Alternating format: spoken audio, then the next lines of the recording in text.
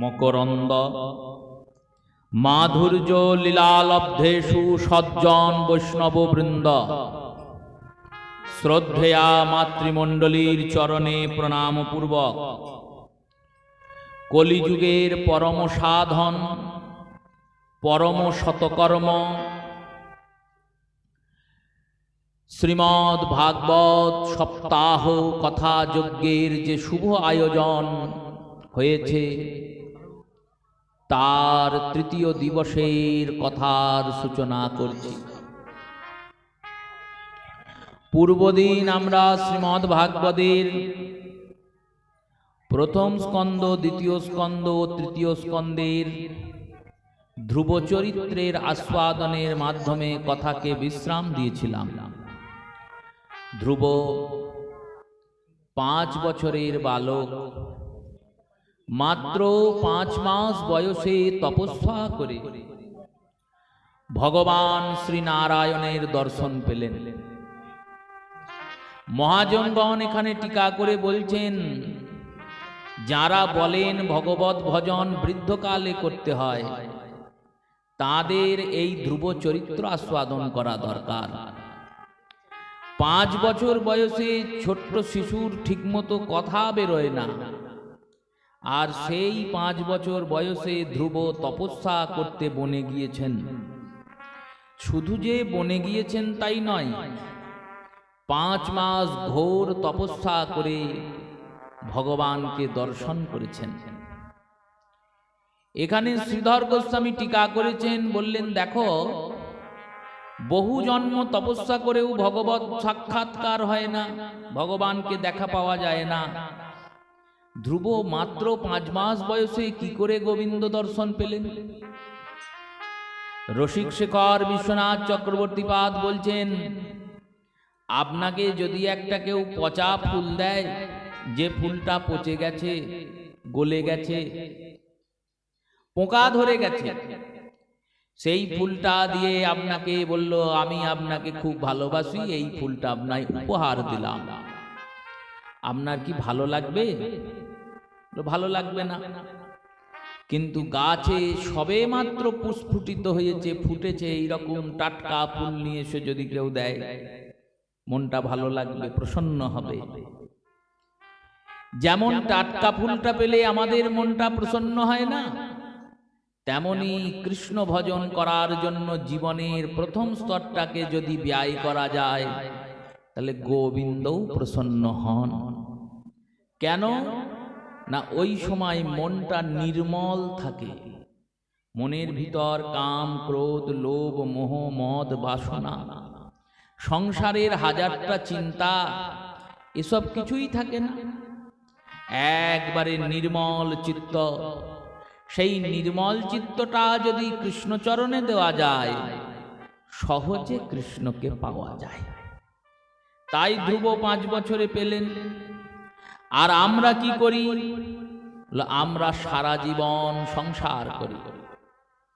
প্রবাদ বাক্যে প্রবাদিগণ বলছেন, শৈশব গেল খেলিতে খেলিতে, যৌবন গেল রসে, বৃদ্ধকালে হরি ভজে, যমের তরাসে। যমের তরাস যখন তারা করছে, যখন এই শরীরটার আর কোনো দাম নাই, সংসার এই শরীরটাকে আর চায় না, এই দেহ মন পচে গেছে, গলে গেছে, তখন এই পচা গলা দেহটাকে গোবিন্দকে দিই। আর ভগবান গোবিন্দ করুণার সিন্ধু, তিনি বলছেন এই দেহটাও আমি নেব। এই যে মনটা দিয়ে তুমি বিষয় ভোগ করেছ, সেই মনটাই যদি একবার কৃষ্ণ চরণে দিতে পারো, ভগবান কৃষ্ণ সেই মনটাকেই গ্রহণ করেন। এই ধ্রুবের চরিত্র আস্বাদন করালেন শ্রী সুখদেব গোস্বামী পাদ। বলিয়ে ধ্রুবজি মহারাজ কি জয়। ধ্রুবকে ভগবান নিজে রথে বসিয়ে নিয়ে গেলেন নিজের লোকে। এই কারণে ভগবানের নাম ধ্রুবের সারথি। ধ্রুবের সারথি হয়েছিলেন ভগবান। আর ধ্রুব চরিত্র আস্বাদন করানোর পর সুখদেব গোস্বামীপাদ বললেন, শুনুন মহারাজ, মনু মহারাজের দুজন পুত্র প্রিয়ব্রত আর উত্তানপাদ, আর তিনজন কন্যা আকুতি, দেবহূতি, প্রসূতি। এই দুজন পুত্রের মধ্যে যে উত্তানপাদ, এই উত্তানপাদের বংশেই তো ধ্রুব জন্মিয়েছেন। এই ধ্রুবের বংশে ভগবানের একজন অবতার হয়েছিলেন। ধ্রুবের দুজন পত্নী, একজন পত্নীর নাম ইলা, আর একজন পত্নীর নাম ভ্রমী। এই ভ্রমী নামক পত্নীর বংশের বিস্তার হয়েছিল, আর সেই বংশে বেন নামক এক রাজা হয়েছিলেন। অঙ্গ নামক রাজা, এই অঙ্গের পুত্র হলেন বেন। আর বেন মহা দুষ্ট রাজন ছিলেন। বেন রাজন, তিনি কিন্তু খুব একটা ভালো রাজা ছিলেন না। তিনি বললেন, দেখো, বেদ বলেছেন রাজার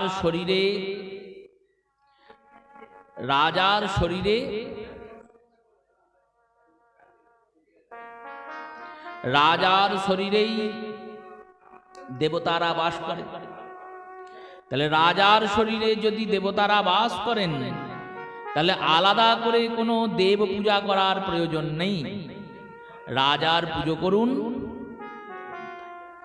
তাহলেই আপনার সমস্ত পুজো হয়ে যাবে। অতএব আপনি রাজ পূজা বন্ধ করে দিন। এই কথা যখন প্রচার করলেন বেন, সব জায়গায় যজ্ঞ, পূজা, ব্রত, তপস্যা সব বন্ধ করে দিলেন। আর এই যজ্ঞ, পূজা, ব্রত, তপস্যা বন্ধ করে দেওয়ার পর অরাজকতার সৃষ্টি হতে শুরু করল। এই অরাজকতা যখন সৃষ্টি হলো, একদিন এক স্থানে অঙ্গিরস ঋষিগণ, অঙ্গিরা, দুর্বাসা, কশ্যপাদি ঋষিগণ যজ্ঞ করছেন। সেই যজ্ঞে পৌঁছে গেলেন বেন রাজন। আর বেন রাজন পৌঁছে গিয়ে যজ্ঞকে বন্ধ করার কথা বলতে শুরু করলেন। দুর্বাসা বসেছিলেন, ক্রোধী ঋষি। তিনি বললেন, তুমি যজ্ঞকে বন্ধ করছো, তুমি মন্ত্রের প্রতাপ জানো, মন্ত্রের কর্ম জানো, মন্ত্র কি করে? কি করে? দেখবে মন্ত্রের প্রভাব। দুর্বাসা একটা কুশ নিলেন, আর কুশ নিয়ে কুশটাকে মন্ত্রাভিষিক্ত করলেন। মন্ত্রের এরমই প্রভাব। এই মন্ত্রের প্রভাব আমরা উপলব্ধি করতে পারি না কেন? বলেন, মন্ত্র তখনই প্রভাবিত হয় যখন মন্ত্রকারীর মধ্যে সদাচার থাকে। যদি মন্ত্রকারী সদাচারী না হয়, মন্ত্রের প্রভাব হবে না।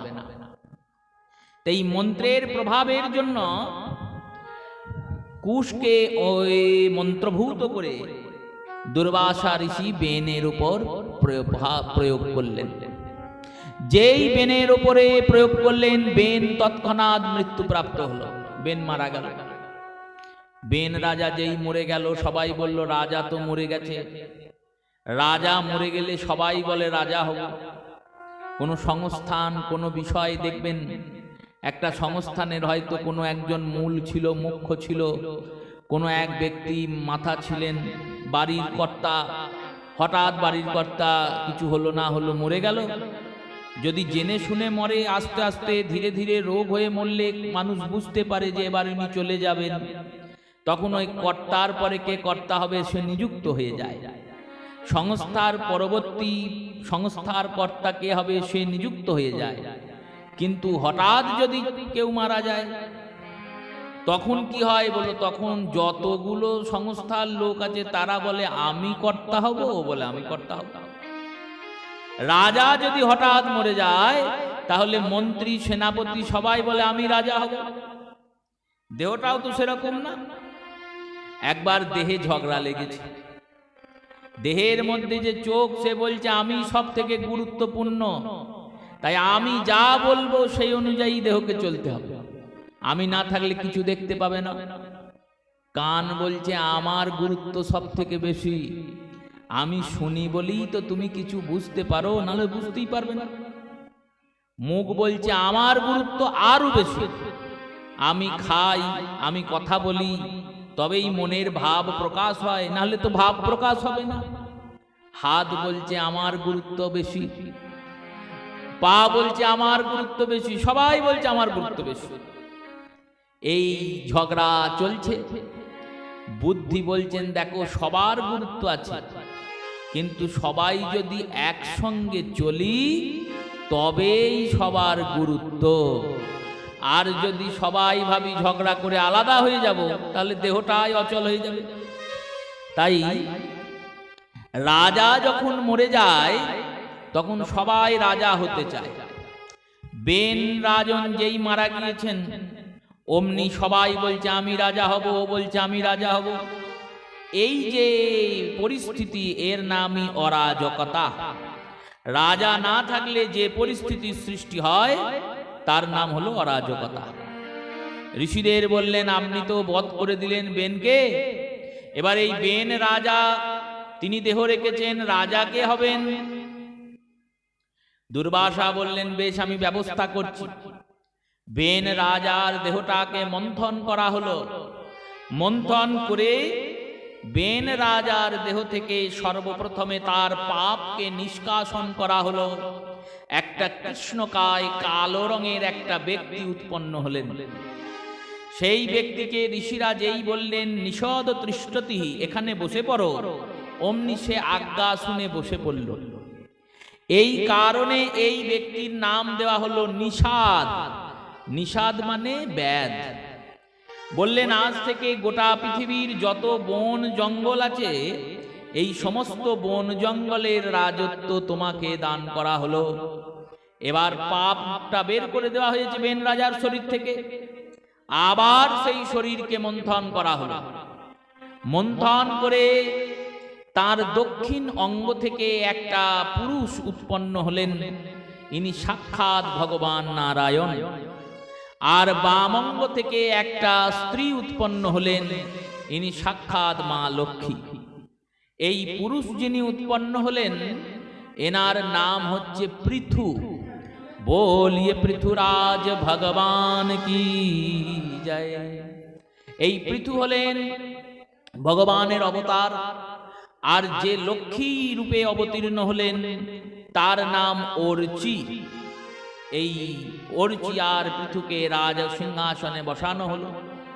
পৃথু রাজার কাছে প্রজারা গিয়ে বললেন, প্রভু আপনার পিতার পাপে বসুন্ধরা বন্ধা হয়ে গেছে, বসুন্ধরা থেকে আর কোনো শস্য উৎপন্ন হচ্ছে না, আপনি কৃপা করে আমাদের আহারের ব্যবস্থা করুন।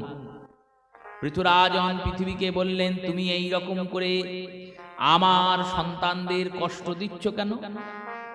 পৃথুরাজনের কথা শুনে পৃথিবী বললেন, শুনুন মহারাজ, রাজার পাপে প্রজা নষ্ট, প্রজা কষ্ট পায়, আর গৃহিণীর পাপে সংসার নষ্ট, উচ্ছন্নে যায়।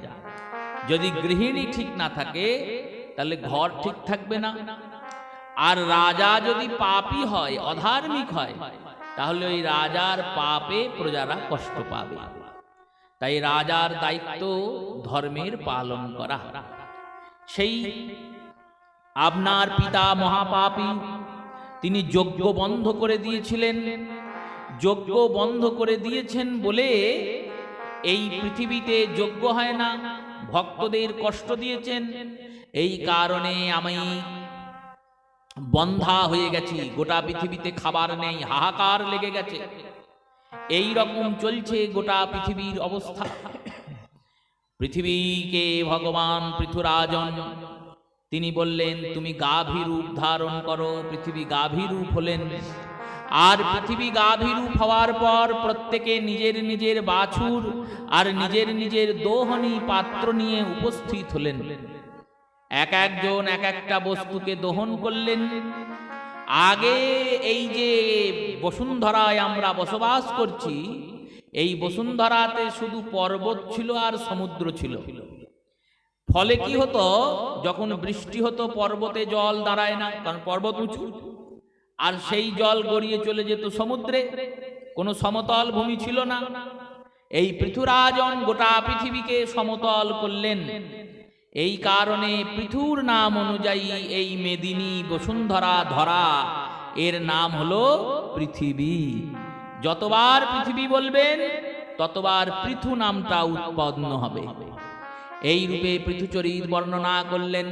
বলিয়ে পৃথুরাজ ভগবান কি জয়। বললেন এই রূপে ধ্রুবের বংশে পৃথুরাজন জন্মালেন। আর মনু মহারাজের যে জ্যেষ্ঠ পুত্র প্রিয়ব্রত, এই প্রিয়ব্রতের বংশে ঋষভ নামক ভগবানের অবতার হলো। এই ঋষভদেব জৈন সন্ন্যাসী। মহাবীর আদি জৈন ধর্মের প্রবর্তন, এই ঋষভ জৈন ধর্মের প্রবর্তন করেছেন। এই ঋষভদেব যখন বৃদ্ধ হলেন তখন তার 100 জন পুত্র সমস্ত ছেলেদের ডাকলেন। ডাকার পরে যে জ্যেষ্ঠ পুত্র বড় ছেলে তাকে রাজত্ব প্রদান করলেন। এই বড় ছেলের নাম হলো ভরত। এই ভরতের নাম অনুযায়ী এই ভূখণ্ডের নাম হলো ভারতবর্ষ। এই ভারতবর্ষ নাম হওয়ার পিছনে 3 জন ভরতের নাম আছে।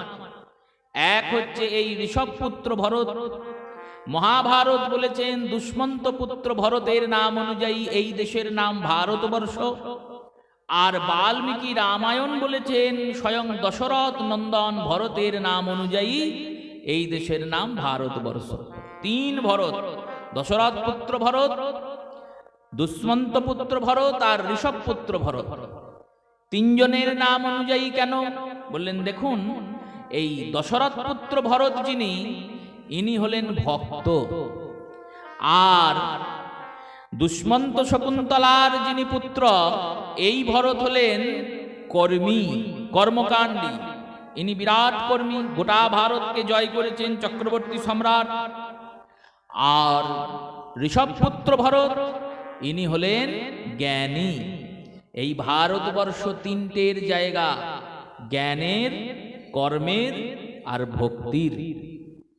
ঋষভপুত্র ভরতকে রাজাদ করলেন। ভরত রাজত্ব করলেন। রাজত্ব করার পর ভরত চিন্তন করলেন, এবার আমার বানপ্রস্থে যাওয়া প্রয়োজন। আমাদের প্রত্যেকের জীবনের 4টি ভাগ। প্রথম ভাগের নাম ব্রহ্মচর্য। প্রথম ভাগের নাম ব্রহ্মচর্য। সেখানে মানুষকে পড়াশোনা করে ভগবত চিন্তন করতে হয়। দ্বিতীয় ভাগের নাম গৃহস্থ বা গার্হস্থ। তৃতীয় ভাগের নাম বানপ্রস্থ। চতুর্থ ভাগের নাম সন্ন্যাস। এই ব্রহ্মচর্য আর গার্হস্থ এই দুটো এখনো সমাজে প্রতিষ্ঠিত হয়, কিন্তু বানপ্রস্থ আর সন্ন্যাসের দিকে আমরা যাই না। এই বানপ্রস্থে যাই না বলেই সংসার মায়ার বন্ধন আমাদের দুঃখ অধিক দেয়। বানপ্রস্থের নিয়ম কি বলেন, যার পুত্র সন্তান আছে তিনি পুত্রের বিবাহ আদি দেওয়ার পর ধীরে ধীরে ভগবানের ভজনে নিজেকে সমর্পিত করবেন। এতদিন তো সংসার করলেন, এবার কৃষ্ণের চিন্তন করুন, কারণ গোবিন্দ চিন্তনেই আত্মোন্নতি হবে। নিজের আসল উন্নতিটা ভগবানের চিন্তা করেই হয়, অন্য কোনোভাবে করা সম্ভব নয়। এর নামই বানপ্রস্থ। আর এরপর একান্ত ভজনে ডুবে যাওয়ার নাম হলো সন্ন্যাস। ভরতরাজন তার পুত্রকে রাজা করে সমস্ত কিছু ত্যাগ করে চলে গেলেন বনে। নেপালের গণ্ডকী নদীর তীরে গিয়ে আশ্রম করলেন। আশ্রমে বসে বসে ভগবানের ভজনা করছেন। দেখলেন একটা হরিণের, সগর্ভা হরিণী গর্ভবতী, সে ওই নদীর ওপারে এসে জল পান করছে। আর পিছনে একটা সিংহ তাড়া করেছে। যেই সিংহের গর্জন হুঙ্কার শুনেছে, অমনি হরিণের গর্ভ থেকে সন্তান প্রসব হয়ে গেছে। হরিণটা পালিয়ে গেছে, সিংহও পালিয়ে গেছে। এবার ওই ছোট্ট শিশুটা ছটফট করছে। গিয়ে ভরতরাজন তুলেছেন। মনে মনে ভাবছেন, এর তো মাকে খুঁজে পাওয়া যাচ্ছে না, কোথায় মা চলে গেছে, যদি রেখে দিই কেউ খেয়ে নেবে, তার থেকে আমি একে লালন পালন করে মানুষ করি। দুধ নিয়ে আসছেন, দুধ নিয়ে এসে হরিণের শিশুকে দিচ্ছেন। কিছুদিন পর হরিণের শিশুটা একটু বড় হয়েছে, কচি কচি ঘাস এনে খাওয়াচ্ছেন। দিনরাত হরিণটার চিন্তা করেন। বনে এসেছিলেন কি জন্যে? বনে এসেছিলেন হরি ভোজতে। আর ভোজছেন কি? ভোজছেন হরিণ। এক সাধু দেহ রক্ষা করছে, আর তার কাছে আর এক সাধু এসেছে। বলছেন, বাবা আপনি তো চলেই যাবেন, আপনারা পরমাত্মার সঙ্গে যুক্ত মহাত্মা। মহাত্মা মানে মহান আত্মা। মহাত্মা মানে তো শুধু মহাত্মা গান্ধী নয়, মহাত্মা মানে মহান আত্মা যিনি, তিনিই মহাত্মা। সেই মহাত্মা আপনি ভজন সাধন করেছেন, চলে যাচ্ছেন। চলে যাওয়ার আগে যদি শেষ কিছু উপদেশ আমায় দিয়ে যান, আমার খুব উপকার হয়। আমি তো ভজন সাধনে রত হয়েছি। সাধু বলছেন, বিড়াল পুষো না, বিড়াল পুষো না। এই বলে সাধু মরে গেল। এবার এ বেটা ভাবছে বিড়াল পুষো না, এ আবার কিরকম উপদেশ, আমি তো কিছুই বুঝতে পারছি না। এবার সাধুর যেদিন ভোজ ভান্ডারা হচ্ছে, সেদিন অন্য সাধুরাও এসে জুটেছে। তার এক গুরু ভাই এসেছে, যিনি দেহ রেখেছেন, তার এক গুরু ভাইও ওই উৎসবে এসেছেন। তিনি ভাবছেন, ইনিও তো আমার গুরু তুল্যই, কাকা গুরু। এনাকে যদি জিজ্ঞেস করি, যদি ইনি কিছু বলতে পারেন। জিজ্ঞাসা করেছেন গিয়ে, আচ্ছা আমার গুরুদেব যখন দেহ রাখলেন তখন বললেন বিড়াল পুষো না, এর মানে কি? এর মানে শুনবে? শোনো। তোমার গুরুদেব ছিল বিরক্ত সন্ন্যাসী। এক এক গাছতলায় এক এক রাত থেকে চলে যেত। যে গ্রামের ওপর দিয়ে হেঁটে চলে যেত, সেই গ্রামে আর ফিরতো না। যার ঘর থেকে একবার ভিক্ষা নিত, দ্বিতীয় দিন তার ঘরে আর যেত না। এই রকম বিরক্ত ছিল। বৈরাগ্য তো এইরকম হওয়া দরকার না? দেখুন, আমি যদি স্কুলে পড়ি তাহলে স্কুলের নিয়ম অনুযায়ী চলবো। যখন কলেজে যাব কলেজের নিয়ম অনুযায়ী চলবো। যখন স্কুলে পড়বো তখন কলেজের নিয়ম মানা যাবে না। যখন কলেজে পড়বো তখন স্কুলের নিয়ম মানা যাবে না। গৃহে যখন থাকবো তখন গৃহের যে নিয়ম, ধর্ম বলেছেন যে যে নিয়ম পালন করতে, সেই নিয়ম যদি কেউ গৃহে থেকে পালন করে, সে সাধুর থেকেও বড় তপস্বী। মহাভারত তার প্রমাণ। মহাভারতের আদি খণ্ডে একটি লীলার বর্ণনা হচ্ছে।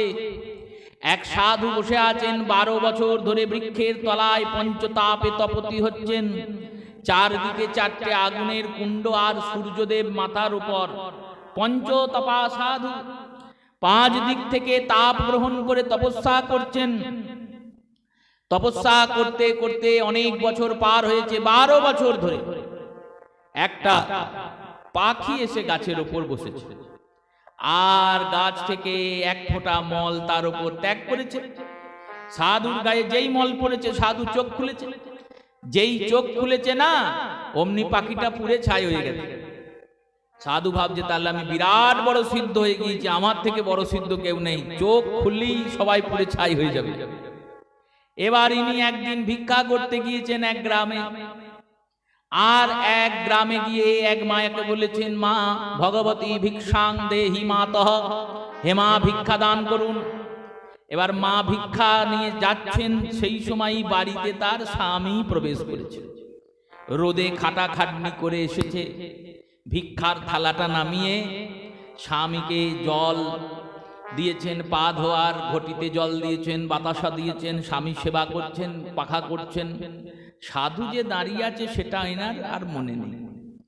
কিছুক্ষণ পর যখন আবার গলা হাঁকিয়েছেন, ভগবতী ভিক্ষাং দেহি মাতঃ, হে মা ভিক্ষা দান করুন, তখন এনার মনে পড়েছে, আমি তো সাধুকে দাঁড় করিয়ে এসেছি, এটা তো ঠিক নয়। পতি সেবা যেমন ধর্ম, সাধু সেবা অতিথি সেবাও ধর্ম, পরম ধর্ম। পতির অনুমতি নিয়ে তিনি গিয়েছেন সাধুর চরণে। সাধু বলছেন, তুমি আমাকে এতক্ষণ ধরে দাঁড় করিয়ে রেখে দিয়েছ, তুমি জানো আমার কত ক্ষমতা? বলছেন যখন, তখন ওই রমণী বলছেন, আপনি কি আমায় ওই গাছে বসা পাখিটা মনে করেছেন যে আমাকে তাকাবেন আর আমি পুড়ে ছাই হয়ে যাব? সাধু মনে মনে ভাবছে, এ কি করে জানলো? সাধু জিজ্ঞেস করছেন, আপনি কি করে জানলেন মা? আপনার মুখ দেখলাম আর সব জানতে পারলাম কি কি ঘটনা ঘটেছে। কি করে বুঝলেন? এই ক্ষমতা আপনি কোন সেবা দিয়ে পেলেন, কি করে পেলেন? বলেন, আপনি বৃক্ষতলায় বসে যা পেয়েছেন, আমি সংসারে প্রতিসেবা করেই তাই পেয়েছি। তাই গৃহস্থ যদি ঠিকঠাক সদাচারী হয়, সে সাধুর উপরে। মহাপ্রভু দর্শন করিয়েছেন, সার্বভৌমের গৃহে গিয়ে ভোজন করেছেন মহাপ্রভু। সেই রূপে তোমার যে গুরুদেব, তিনি বিরক্তের প্রমাণ ছিলেন। তিনি যে গ্রামের ওপর দিয়ে চলে যেতেন আর সেই গ্রামের মুখ পানে চাইতেন না। এই করতে করতে তিনি এই গ্রামে এসে জুটেছিলেন। আর জোটার পর একজন বলেছিলেন, বাবা আজকের রাতটা আছেন, কালকেও থেকে যান, কালকে থেকে যাওয়ার পর পরশু থেকে যান। এই করতে করতে 7 দিন উনি আছেন। একজন শিষ্য বলছে, একটা কুটির নির্মাণ করে দিই, আপনি কুটিরে থাকুন। কুটির নির্মাণ করে দিয়েছেন। এবার কুটির নির্মাণ করে তিনি আছেন, ভজন সাধন করছেন। এক শিষ্য এসে বলছে, বাবা আপনার কোনো অসুবিধা হচ্ছে না তো? অসুবিধার কিছু নাই, শুধু একটাই অসুবিধা। কি অসুবিধা? না, আমার ঘরে ইঁদুরের খুব উৎপাত। ইঁদুরে এসে আমার কৌপিন কেটে দেয়, আমার আসন কেটে দেয়। আমি হয়তো গোবিন্দের জন্য একটু মন্ডা রাখি, মন্ডা নিয়ে পালাই। ইঁদুরকে তাহলে ব্যবস্থা করি, খাঁচা দিই, খাঁচাতে ইঁদুর ধরা যাবে? না, তাতে ইঁদুর কষ্ট পাবে, জীবে প্রেম থাকবে না। তাহলে বিষ দি, বললো রাম রাম, তাও দেওয়া যাবে না। জীব হত্যা কেন করব? তাহলে একটা বিড়াল পুষুন। এই বলে একটা বিড়ালের বাচ্চা এনে সাধুকে দিয়েছেন। সাধু এবার ওই বিড়ালের বাচ্চা পুষছেন। একজন দুধ দিয়ে গিয়েছে, দুধ খাইয়েছে, 2 দিন দুধ দিয়েছে, 3 দিনের দিন বলেছে প্রতিদিন দুধ দিতে আসতে পারবো না। তার থেকে একটা গরু দিয়ে যাচ্ছি, গরুর দুধটা দোয়াবেন, বিড়ালটাকে খাওয়াবেন, বিড়ালটা ইঁদুর ধরবে। এইটুকু ঝামেলা, আর কোনো ঝামেলা নেই। বেশ বেশ, তাই হবে। এবার গরুর দুধ কি এমনি আসবে? গরুকেও তো খেতে দিতে হবে। গরুকে কে খেতে দেবে? গরুকে খেতে দেওয়ার জন্য একজন বলেছেন, দেখুন প্রতিদিন খড় কোথা থেকে আপনি পাবেন? আমার 4-5 বিঘে জমি আছে, ওই জমিটা আমি আপনার নামে লিখে দিচ্ছি। ওই জমিতে ধান হবে, ধান পরে বিচে দেবেন, সেই পয়সায় আপনার চলবে। আর খড়টা গরুকে খাওয়াবেন, গরু দুধ দেবে, দুধ বিড়ালকে খাওয়াবেন, বিড়াল ইঁদুর ধরবে। এইটুকু ঝামেলা। এই করতে করতে 5 বছরের মধ্যে সাধুর সংসারের থেকে বড় জ্বালা হয়ে গেছে। এবার এই এত বড় আশ্রম, এত গরুর গোয়াল, এত জমি কে দেখবে? একজন বললেন, শুনুন আমাদের গ্রামে একজন বয়স্ক মহিলা আছে, বিয়ে শাদী করেনি, আপনিও বিয়ে শাদী করেননি, আপনারা বিয়ে করে নিন। এবার সাধুর বিয়ে দিয়ে দিয়েছে ধরে। বিয়ে দেওয়ার পর তার 4-5টা সন্তানও হয়েছে। আর সন্তানাদি হওয়ার পর সে যখন মরছে, তখন মনে মনে ভাবছে, যদি বিড়ালটা না পুষতাম তাহলে আমার সাধুত্বটা থাকতো। তাই মরার সময় বলে গেছে, যা করবে করো, বিড়াল যেন পুষো না। মোহ এইভাবেই ধরে। ভগবান গীতার 2য় অধ্যায়ের অন্তিম শ্লোকে অর্জুনকে বললেন, শোনো অর্জুন, আমাকে পাওয়াটা খুব সোজা। আমি তোমাদের সব থেকে কাছে আছি, কিন্তু আমাকে কেউ পেতে পারছে না। কেন? বলল, 2টো কারণে। যতক্ষণ না ব্যক্তি নির্মম হবে আর নিরহংকার হবে, ততক্ষণ সে কৃষ্ণ পাবে না। মায়েদের মধ্যে মমতা আছে, বলল, তাই কৃষ্ণ পাচ্ছে না। আর পুরুষদের মধ্যে অহংকার আছে, তাই কৃষ্ণ পাচ্ছে না। যে পুরুষ অহংকার ত্যাগ করে সর্বস্ব গোবিন্দকে দিয়েছেন, যা হচ্ছে প্রভু তোমার, ভালো হলেও তোমার, খারাপ হলেও তোমার, লাভ হলেও তোমার, লোকসান হলেও তোমার। যেদিনকে ভালো খাচ্ছি সেটাও তুমি খাওয়ালে, আর যেদিন খারাপ খেলাম সেটাও তুমি খাওয়ালে। এই রূপে যিনি চলছেন অহংকার শূন্য হয়ে, তিনি গোবিন্দকে পাবেনই। আর মায়েরা বললেন, মায়েদের মধ্যে মোহ আছে, মমতা তো মমতাময়ী তারা। সেই মোহের জন্য তারা কৃষ্ণ পান না। ভরত রাজন গিয়েছেন বনে তপস্যা করতে, হরি ভজতে গেলেন, কিন্তু ভজছেন কি? বলল হরিণ ভজছেন, হরিণকে ধরেছেন। এবার মৃত্যুর সময় ভাবছেন যদি আমি মরে যাই এই হরিণটার কি হবে? এই ভাবতে ভাবতে যখন দেহ রাখলেন, পরের জন্মে তিনি হরিণ হলেন। তাহলে কৃষ্ণ ভোজে লাভ কি হলো? কৃষ্ণ না ভোজে আমি পশু হব। কৃষ্ণ যারা ভজে না তারা অবশ্যই পশু হবে, এটা শাস্ত্রের বাক্য, হতেই হবে। তির্যক জনিতে জন্মগ্রহণ করবে, কারণ তারা দেহটা পেয়ে দেহের কাজ করল না। যেমন চেয়ার পেয়ে চেয়ারের কাজ না করলে তার ডিমোশন হয়, তেমন 84 লক্ষ জনি ঘোরার পর যখন কেউ মনুষ্য শরীর পায় আর মনুষ্য শরীর পেয়ে কৃষ্ণ ভজনা না করে, তখন তাকে অবশ্যই পশুজনিতে যেতে হয়, যেতেই হবে। সেই পশু পাখি কীট পতঙ্গের জনিতে সে যাবে। যদি কৃষ্ণ ভোজে ভরতকে হরিণ হতে হয়, তাহলে আমার লাভ কি হলো? দেখো, ভগবান গীতাতে বললেন নমে ভক্তা প্রণিষ্যতি, আমার ভক্তের কখনো পতন হয় না। জগতে দুটো বিদ্যা আছে, একটি পরাবিদ্যা আর একটি অপরাবিদ্যা। এই অপরাবিদ্যা কি? বলো এই যে শিক্ষা, আমরা শিক্ষায় শিক্ষিত হচ্ছি না, কেউ অনার্স করছেন, কেউ মাস্টার্স করছেন, কেউ পিএইচডি ডিলিট করছেন, কেউ আরো উচ্চ শিক্ষা গ্রহণ করছেন। এই যে বিদ্যা, এই বিদ্যার নাম হচ্ছে অপরাবিদ্যা। অপরা মানে জড়, জড় বিদ্যা, মায়ার বিদ্যা। এই বিদ্যার দাম আছে, কিন্তু এই জগতে আছে, সর্বজগতে নেই। আর এই বিদ্যায় বিদ্যায়িত হয়ে, বিদ্বান হয়ে, শিক্ষিত হয়ে আপনি যখন মরবেন, তখন কিন্তু এই বিদ্যার একটা বিন্দু আপনার সঙ্গে যাবে না। আপনি আবার যখন জন্মাবেন, তখন আবার ওই অ আ হস্যই দীর্ঘই থেকেই শুরু করতে হবে, শুরু করতেই হবে। যে ব্যক্তি শিক্ষায় শিক্ষিত হয়ে একবারে বিদ্যাসাগরের মতো শিক্ষিত, সেও যখন আবার জন্মাবে না, তখন তাকে আবার বর্ণ পরিচয় থেকেই শুরু করতে হবে। এই কারণে এই বিদ্যার নাম অপরাবিদ্যা। আর পরাবিদ্যা কোনটি? এই যে কৃষ্ণ ভজনা করছেন, এই যে শাস্ত্র অধ্যয়ন করছেন, এটা হচ্ছে পরাবিদ্যা। এই বিদ্যাটা এই জন্মে আপনি যতটা অর্জন করলেন, ওই ততটাই আপনার সঙ্গে যাবে।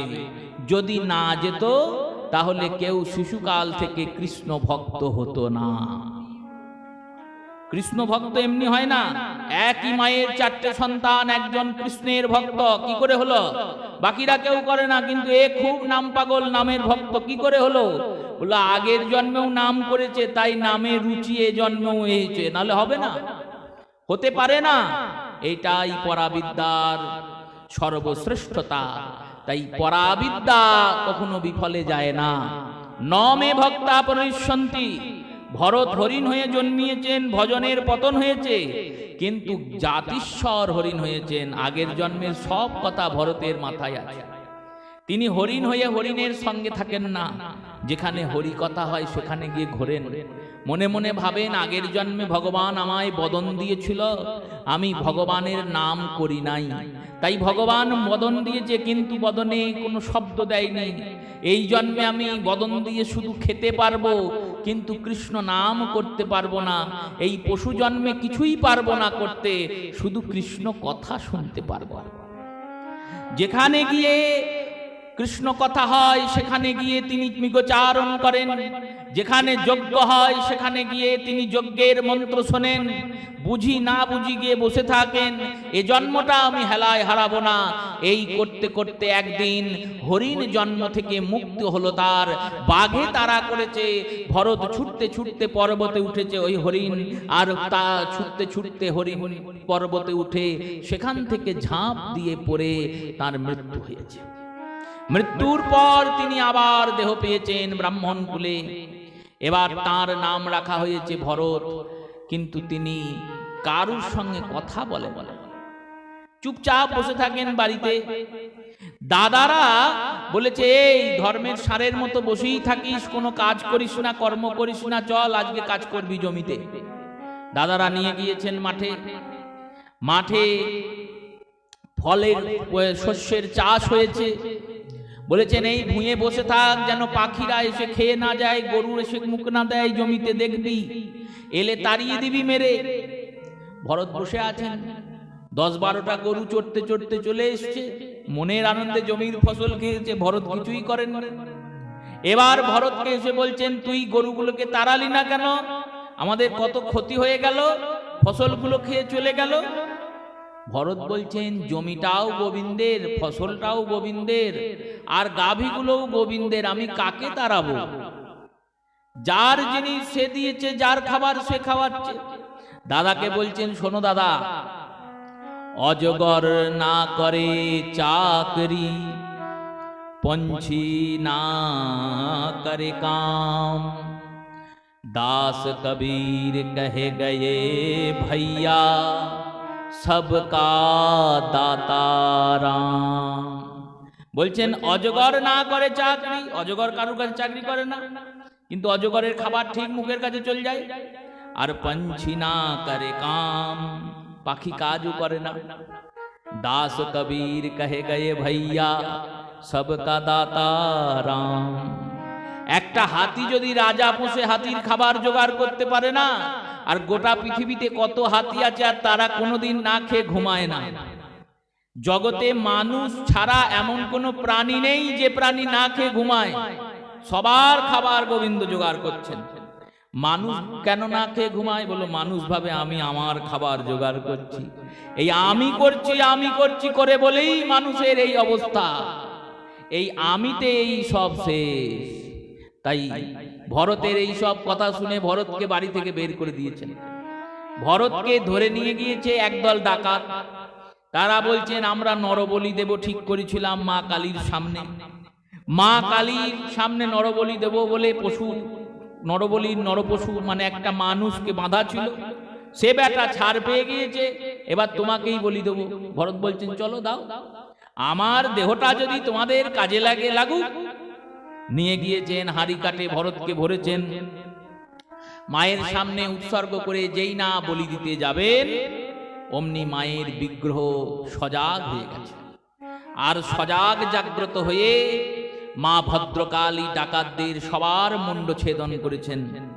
আর ছেদন করে বলছেন, তোরা কাকে ধরে এনেছিস? আমি যাকে ভজনা করি তার দাসকে ধরে এনেছিস। ভগবানের দাসের কোনদিন ভগবানের দাসের অনিষ্ট আমি করতে পারি না, কারণ আমি স্বয়ং পরম বৈষ্ণবী। মা কালী ভরতকে দর্শন দিয়েছেন। ভরত আসছেন, রুহগণ নামে এক রাজা তার গুরুদেবের সঙ্গে দেখা করতে যাচ্ছিলেন। এই রুহগণ রাজার পালকিতে একটা কাহার কম পড়েছে। কাহারগুলো বলেছে, এই তোমাকে দেখতে তো বেশ ভালোই লাগছে, চেহারাও ভালো, তুমি এই পালকিটা একটু বয়ে দেবে, টাকা পয়সাও পাবে, খাবারও পাবে। ভরত বলছে, আমার শরীর দিয়ে যদি কোনো উপকার হয় ভালো, পালকি তো আমার শরীর বইবে, আমি তো আর বইব না। দেখুন কিরকম আত্মজ্ঞানী, কখনো নিজেকে চিন্তন করে না যে আমি দেহ, সব সময় চিন্তন করে আমি আত্মা। এটাই তো আত্মজ্ঞানীর পরিচয়। আর আমরা কি চিন্তন করি? আমরা চিন্তন করি আমি একটা দেহ, আমি অমুক, আমি তমুক, এই চিন্তা করি। ভরতের কাঁধে পালকি রাখা হয়েছে, সবাই পালকি জোরে জোরে নিয়ে যাচ্ছে, ভরত আস্তে আস্তে যাচ্ছে। কেন? পাছে কোনো রাস্তায় পিঁপড়ে চাপা পড়ে মরে যায়, কোনো কীট চাপা পড়ে মরে যায়। এবার সবাই জোরে যাচ্ছে, একজন আস্তে যাচ্ছে, পালকি দুলছে। রাজা বলছে, পালকি দুলছে কেন, কি হয়েছে? বলে, এই নতুন কাহার যে এসেছে, এ পালকি দোলাচ্ছে। নেমেছেন, কাহারকে বধ করবেন বলে রাজা অসিযাচনা করেছেন, তলোয়ার তুলেছেন। রাজা তলোয়ার তুলেছেন যখন, তখন ভরত বলছেন, প্রভু আমার দোষ নেবেন না, আমি পালকি বহন করিনি, পালকি আমার দেহ বহন করছিল, আর এই দেহ দ্বারা অনেক অপরাধ সঞ্চয় হয়েছে বলে আমি কৃষ্ণ ভজনে অনুরাগ জন্মায়নি, তাই আর অপরাধ করতে পারবো না, অপরাধ থেকে বাঁচে বেঁচে যাব বলে আমি আস্তে আস্তে পদচাপে পালকি নিয়ে যাচ্ছি। রাজা দেখলেন ইনি তো ব্রহ্মজ্ঞানী, রাজা ওখানে বসে পড়লেন। রাজা ভরতের সঙ্গে বিভিন্ন আলোচনা করলেন। রাজা প্রশ্ন করলেন ভরতকে যে প্রভু, উনুনের উপরে হাঁড়ি বসানো হলো, উনুনে অগ্নি যোজন করা হলো, সেই হাঁড়িতে জল দেওয়া হলো, জলে চাল দেওয়া হলো। কিরকম প্রশ্ন দেখুন, উনুনের উপর হাঁড়ি, হাঁড়িতে জল, জলে চাল, এবার উনুনে আগুন দেওয়া হয়েছে, আগুন কি করবে? বললো হাঁড়িকে তাপাবে। হাঁড়ি কি করবে? হাঁড়ি জলকে তাপাবে। জল কি করবে? বললো জল চালকে ভাত করে দেবে।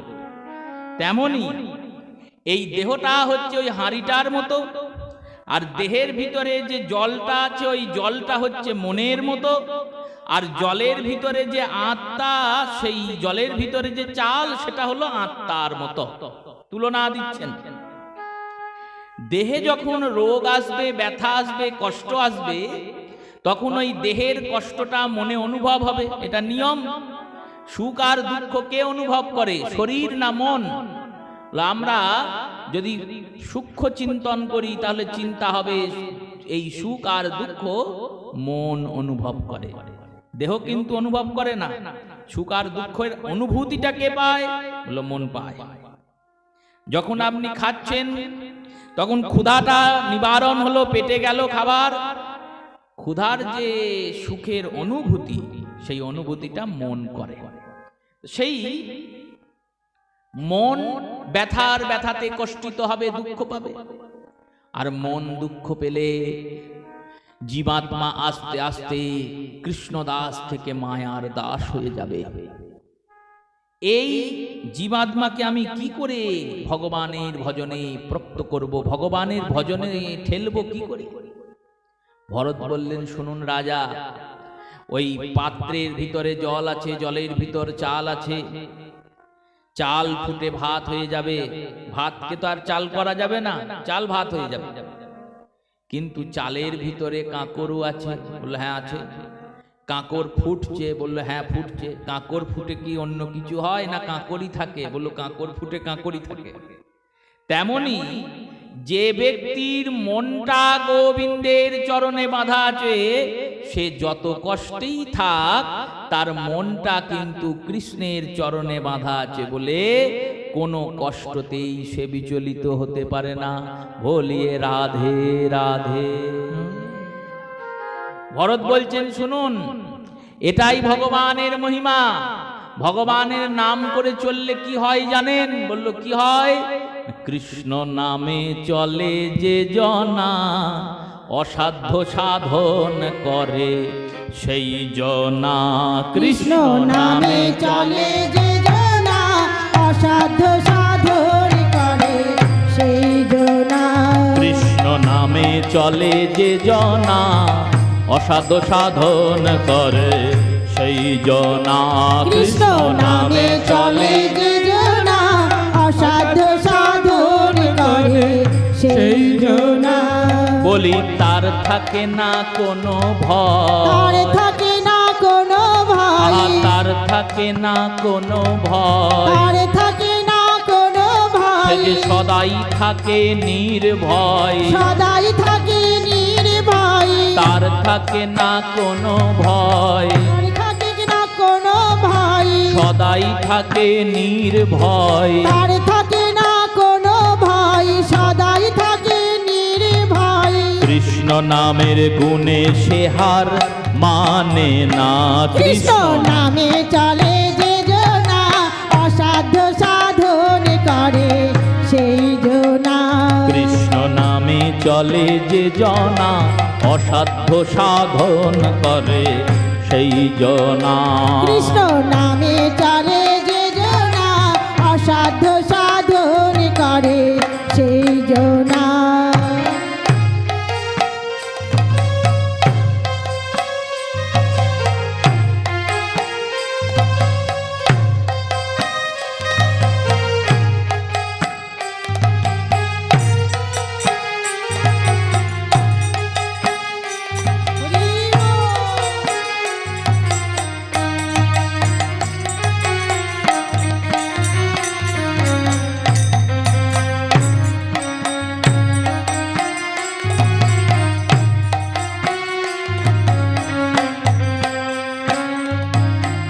অগ্নিকুণ্ডে তিনি যখন দেন ফেলে, ঠিক সময়ে তিনি আবার নেন যে কোলে তুলে।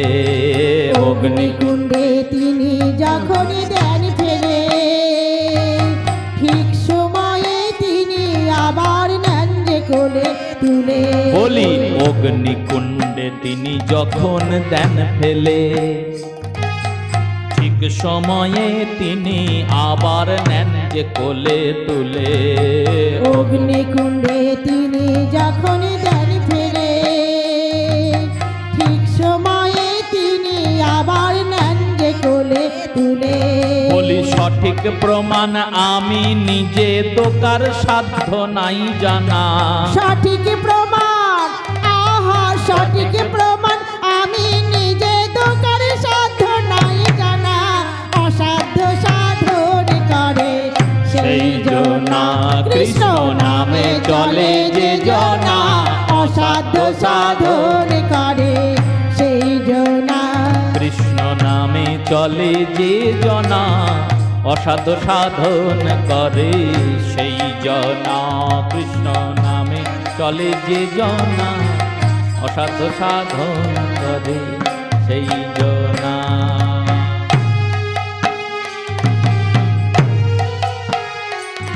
রাজনের কাছে রঘুগণ রাজা ব্রহ্মজ্ঞান লাভ করলেন। ভরত ভগবানের চিন্তা করে মুক্তি লাভ করলেন। এই সমস্ত প্রকরণ বলার পর শ্রী সুখদেব গোস্বামী পাদ বললেন, শোনো পরীক্ষিত, মনুরাজার যে তিনজন কন্যা আকুতি, দেবহূতি আর প্রসূতি, আকুতির পুত্র যজ্ঞ নারায়ণ, দেবহূতির পুত্র ভগবান কপিল আর প্রসূতির বিবাহ হয়েছিল দক্ষরাজের সঙ্গে। দক্ষরাজের যে 51 জন কন্যা, তার মধ্যে 27টি কন্যাকে দক্ষ রাজা চন্দ্রের সঙ্গে বিবাহ দিয়েছিলেন, আর কশ্যপের সঙ্গে 13টি কন্যার বিবাহ দিয়েছিলেন। দক্ষ রাজার সব থেকে ছোট যে মেয়ে, সেই মেয়ের নাম সতী। এই সতীকে মহাদেবের সঙ্গে বিবাহ দিয়েছিলেন। মহাদেবের সঙ্গে বিবাহের পর দক্ষের সঙ্গে শিবের অহংকারের সঙ্গে একটা কলহ শুরু হয়েছিল। কলহটা কখন শুরু হলো না, এক সভায় দক্ষ গিয়েছেন প্রজাপতি হিসেবে। প্রজাপতি একটা পোস্ট। প্রজাপতি সে যে শুধু দক্ষ তা নন, দক্ষ ছাড়াও অনেক প্রজাপতি আছে। যেমন মনুরাজের যে প্রথম কন্যা আকুতি, তার যার সঙ্গে বিয়ে হয়েছে তিনিও তো প্রজাপতি, রুচি প্রজাপতি। এই প্রজাপতি মানে এখনকার রাষ্ট্রপতির মতো ব্যাপার, মানে তিনি প্রজার পতি। সেই প্রজাপতি গিয়েছেন, দেবতাদের সভা, প্রজাপতিকে সম্মান দেখিয়ে সব দেবতারা দাঁড়িয়ে পড়েছে। এবার ব্রহ্মা বিষ্ণু মহেশ্বর ছিলেন। ব্রহ্মাও দাঁড়াননি, বিষ্ণুও দাঁড়াননি, শিবও দাঁড়াননি। দক্ষ মনে মনে ভাবছে ব্রহ্মা না দাঁড়াতেই পারে, তিনি আমার বাবা, বয়সে বড়। বিষ্ণু না দাঁড়াতেই পারেন, তিনি আমার ইষ্ট, আমি তার ভক্ত, তিনি আমার ভগবান। কিন্তু শিব কেন দাঁড়ালো না? সে তো আমার জামাই, শ্বশুরের সম্মানে জামাইকে দাঁড়ানো দরকার ছিল। কিন্তু এটা ভুলে যাচ্ছেন যে জামাই যে পরিচয়, সেই পরিচয়ের অনেক আগের পরিচয় তিনি দেবাদিদেব, ত্রিদেবের একজন। এই পরিচয় ভুলে গিয়েছেন অহংকারে, নিজেকে বড় মনে করছেন, তাকে ছোট মনে করছেন। এই বৈষ্ণব অপরাধ সঞ্চয় হলো দক্ষে। অপরাধটা জিনিসটা কেমন বললো, প্রথমে অল্প সঞ্চয় হয়, সেটা আস্তে আস্তে আস্তে আস্তে বড় হয়। এবার দক্ষ সঙ্গে শিবের মতবিরোধ শুরু হলো। দক্ষ যজ্ঞ শুরু করলেন কঙ্খলে, হরিদ্বারের কাছে, ঋষিকেশের কাছে সেই যজ্ঞস্থান এখনো আছে। কঙ্খল নামক জায়গায় দক্ষ রাজা যজ্ঞ করলেন। যজ্ঞে সব দেবতা, দেবী, ঋষি সবাইকে নেমন্তন্ন দিলেন। নিজের যতগুলো মেয়ে, সব মেয়েকে নেমন্তন্ন করে এলেন, কিন্তু সতীকে নেমন্তন্ন দিলেন না, আর মহাদেবকেও নেমন্তন্ন দিলেন না। শিবহীন যজ্ঞ। এবার এই যজ্ঞে সমস্ত দেবতারা কৈলাসের উপর দিয়ে দিয়ে যাচ্ছেন।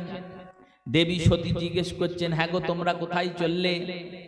তারা বলছেন, আমরা দক্ষরাজের যজ্ঞ ভবনে চললাম। আমার বাবা যজ্ঞ করছে, আমাকে বলেন। সতী দেবী চিন্তা করলেন হয়তো ভুলে গেছে বাড়ির ব্যাপার, সেই জন্যই বলেনি। মহাদেবের কাছে গেলেন, মহাদেব বললেন, শোনো সতী, 3 জায়গায় কখনো বিনা নিমন্ত্রণে যেতে নেই। কোন 3 জায়গায়? প্রথম, পিতৃলয়ে কখনো বিনা নিমন্ত্রণে কন্যাকে যেতে নেই। কি হয় তাতে? কন্যার মান সম্মান কমে, পিতা ডাকলে তবে কন্যা যাবে। দ্বিতীয়, আত্মীয় বাড়িতে কোনো আত্মীয়কে বিনা নিমন্ত্রণে যেতে নেই। আত্মীয় যদি সে নিমন্ত্রণ করবে তবে তো, নিমন্ত্রণ না করলে কি করে যাবে? আর তৃতীয়, গুরু গৃহেও বিনা নিমন্ত্রণে যেতে নেই। গুরু গৃহে কেন? গুরুদেব তোমাকে নেবে কি নেবে না, তার সেই উপযুক্ত স্থান আছে কি নেই কি করে জানবে? বিনা নিমন্ত্রণে মানে উৎসবে। গুরুবাড়ি প্রতিদিন যাওয়া যায়, কিন্তু উৎসবে তোমাকে নাও ডাকতে পারে। হয়তো 4 জন শিষ্যকে প্রসাদ পাওয়াবে ঠিক করেছে, তুমি ভাবলে আমরা সবাই চলে যাব, এবার গুরুর বিড়ম্বনা। তাই এই 3 জায়গাতে বিনা নিমন্ত্রণে যেতে নেই। আর কোথায় বিনা নিমন্ত্রণে যেতে হয়? মহাদেব বলেছেন ভাগবতে, হরিস্ত্যত্রায় ভাগবদো যত্রে শনিমন্ত্র অনিমন্ত্রিতং তথা যত্র গচ্ছতি তত্রে তত্র মহাপাতক নাশনম। বলল, যেখানে হরি কথা হচ্ছে, কীর্তন হচ্ছে, ভাগবত পাঠ হচ্ছে, সেখানে কেউ নিমন্ত্রণ করুক আর না করুক চলে যাবে। যদি বাড়ির লোক তাড়িয়ে দেয়, বলে আপনাকে তো বলা হয়নি, তাহলে বাড়ির দরজায় বসে হরি কথা শুনবে, কিন্তু যাবে কেন? ওখানে তুমি লোকের জন্য যাওনি, ওখানে গিয়েছো কৃষ্ণ কথা শুনতে, কৃষ্ণের জন্য। তাই এই জায়গাতেই একমাত্র বিনা নিমন্ত্রণে যেতে হয়। মন্দির, ধর্মস্থান, এখানে নিমন্ত্রণের প্রয়োজন হয় না। এই কথাটা যেই বলেছেন, মহাদেবকে বলছেন ওটাও তো যজ্ঞ স্থান, তাহলে যজ্ঞে তো যাওয়াই যায়, আমি যজ্ঞে দর্শনার্থী হয়ে যাব। দেবীকে বললেন, দেখো যাবে ঠিকই, কিন্তু আমার আর তোমার বাবার যা মতবিরোধ চলছে এখন, তুমি গেলে হয়তো অপমানিত হবে। সতী বললেন, না না, বাবা একটু রাগ করে আছে তো, আমি যাব, রাগ ভেঙে যাবে। মহাদেব বললেন, বেশ যাও। এই বলে নন্দীকে দিয়ে, নন্দী ভৃঙ্গি যত গণ ছিল সবাইকে দিয়ে সতীকে পাঠালেন দক্ষালয়ে।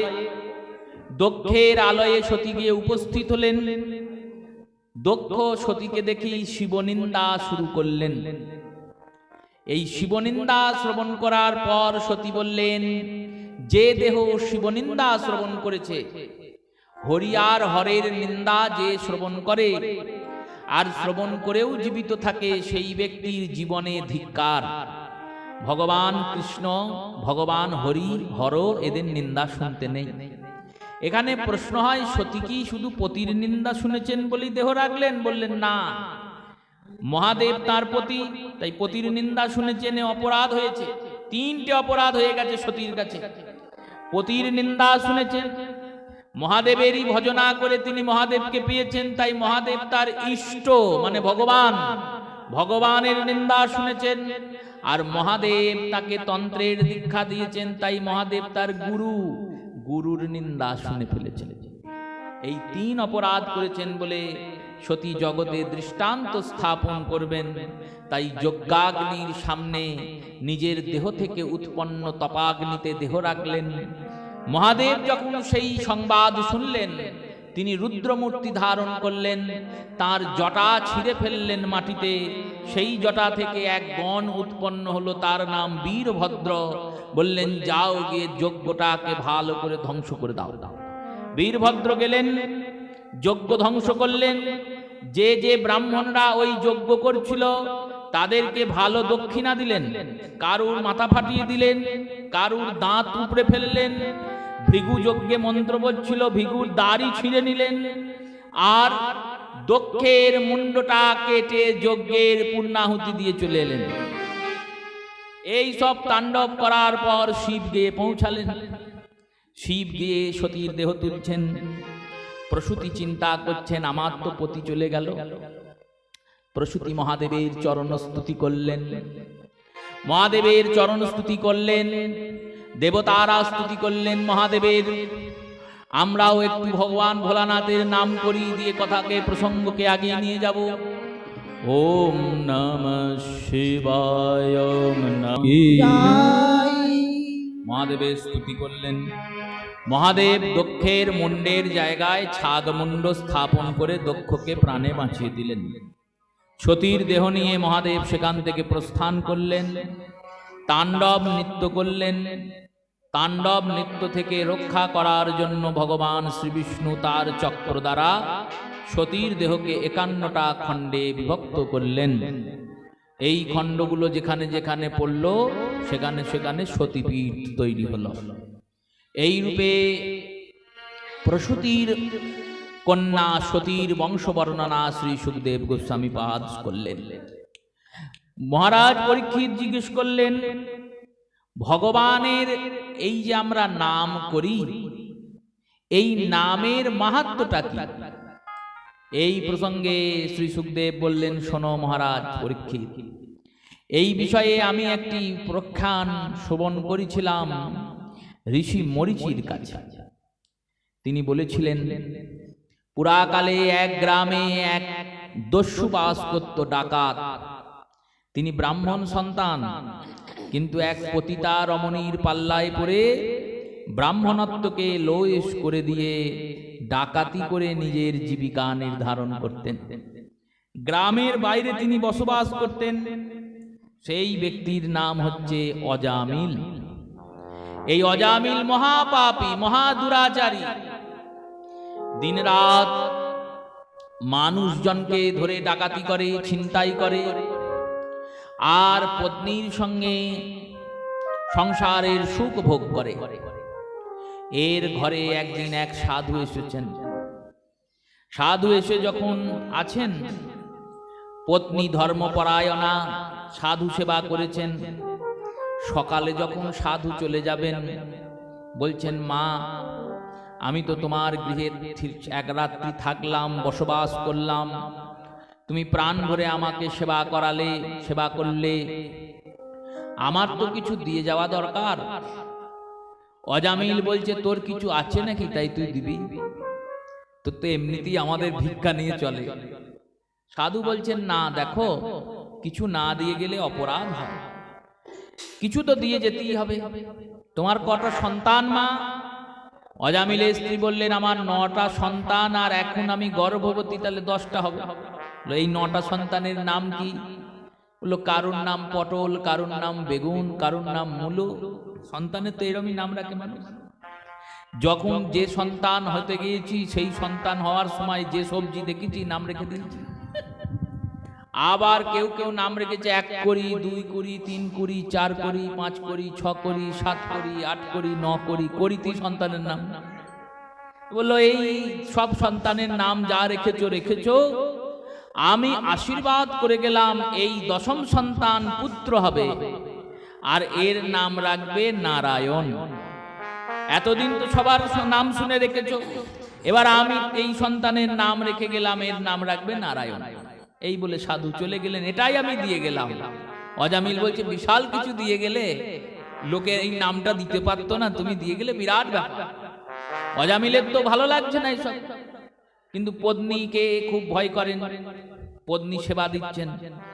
অজামিলের 10ম সন্তান হয়েছে, তার নাম রাখা হয়েছে নারায়ণ। এবার ছোট্ট নারায়ণ ঘোরাফেরা করে, অজামিল ডাকে, নারায়ণ কোথায় গেলি? নারায়ণ, এই পালাস না, বারবার নারায়ণ নারায়ণ বলে। আর এই বলতে বলতে একদিন অজামিলের মৃত্যুর ডাক চলে এসছে। যমদূত সামনে এসে দাঁড়িয়ে পড়েছে। অজামিল বসে আছেন শয্যাতে। যমদূতদের ওই ভয়ঙ্কর রূপ দেখে অজামিলের গলা শুকিয়ে যাচ্ছে, গলায় জলপিপাসা পেয়েছে। ছোট্ট নারায়ণ পাশে খেলা করছে। নারায়ণকে বলছে, নারায়ণ জল দাও, নারায়ণ জল দাও। ওই পাশের ছেলে নারায়ণ শুনতে পাইনি, কিন্তু ভগবান নারায়ণ শুনতে পেয়ে গিয়েছেন। ভগবান নারায়ণ শুনতে পেয়ে গিয়ে 4 জন বৈকুণ্ঠ পার্ষদকে পাঠিয়ে দিয়েছেন। বৈকুণ্ঠ পার্ষদরা এসে অজামিলের মাথার সামনে দাঁড়িয়ে আছে, আর যমদূতেরা অজামিলের পায়ের দিকে দাঁড়িয়ে আছে। যমদূতেরা বলছে, নরকে যাবে, আর বৈকুণ্ঠের পার্ষদরা বলছেন এ স্বর্গে যাবে। কেন বৈকুণ্ঠে যাবে? স্বর্গেও নয়, বৈকুণ্ঠে। কেন? এ মরার সময় নারায়ণ নাম করেছে। এই যে হরিনাম করি আমরা, এই যে গুরুদেব সাধু গুরু বৈষ্ণব জন বলেন নিরন্তর লহ কৃষ্ণ নাম, সবসময় অনর্গল কৃষ্ণ নাম করে যাও। খাইতে শুইতে যে কৃষ্ণ নাম লয়, দেশকাল নির্বিশেষে সর্বসিদ্ধ হয়। কেন বলেন? কারণ এই নাম করতে করতে, নাম গ্রহণ করতে করতে, নাম নিতে নিতে কখন যে যমের ডাক আসবে আমরা কেউ জানি না। যখন যমরাজের ডাক আসবে, যখন আমি মরব, তখন যদি নাম আমায় কৃপা করে, যদি আমার বদনে একবার নাম উচ্চারিত হয়, স্ফুরিত হয়, তাহলে কি হবে? বলল নাম কৃপা করে আমায় গোবিন্দের চরণে নিয়ে চলে যাবে। নামের এত মহিমা। এক সাধু যাচ্ছেন গ্রামের ভিতর দিয়ে হাঁটতে হাঁটতে, একটা ছোট্ট ছেলেকে দেখে ধরেছেন, ধরে বলছেন তোমার নাম কি? বলছেন আমার নাম এই। বলছেন বলো কৃষ্ণ। ছেলেটা বলছে কেন বলবো? আমি বলছি তাই বলবে? বলবো না, আমার বাড়িতে কেউ কৃষ্ণ নাম করে না, আমি কেন করব? কেউ করে না তো কি হয়েছে? আমি বলছি তাই করবে? বলবো না। সাধু বলছেন যদি না বলো এই ত্রিশূল দিয়ে এক্ষুনি খুন করব তোমায়, বলো কৃষ্ণ। ভয় দেখি। ছোট্ট ছেলেটা ভয় পেয়ে বলছে কৃষ্ণ। ছেলেটা বলছে বাবা আমি যে কৃষ্ণ বললাম এর ফল কি?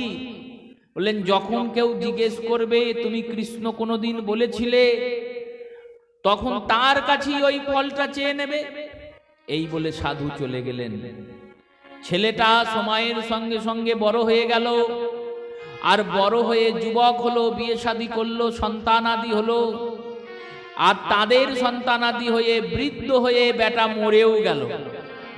কোনোদিন আর কৃষ্ণ বলল না, ওই জীবনে একবারই বলেছে। মরার পর তো আর শেষ হয়ে যায় না।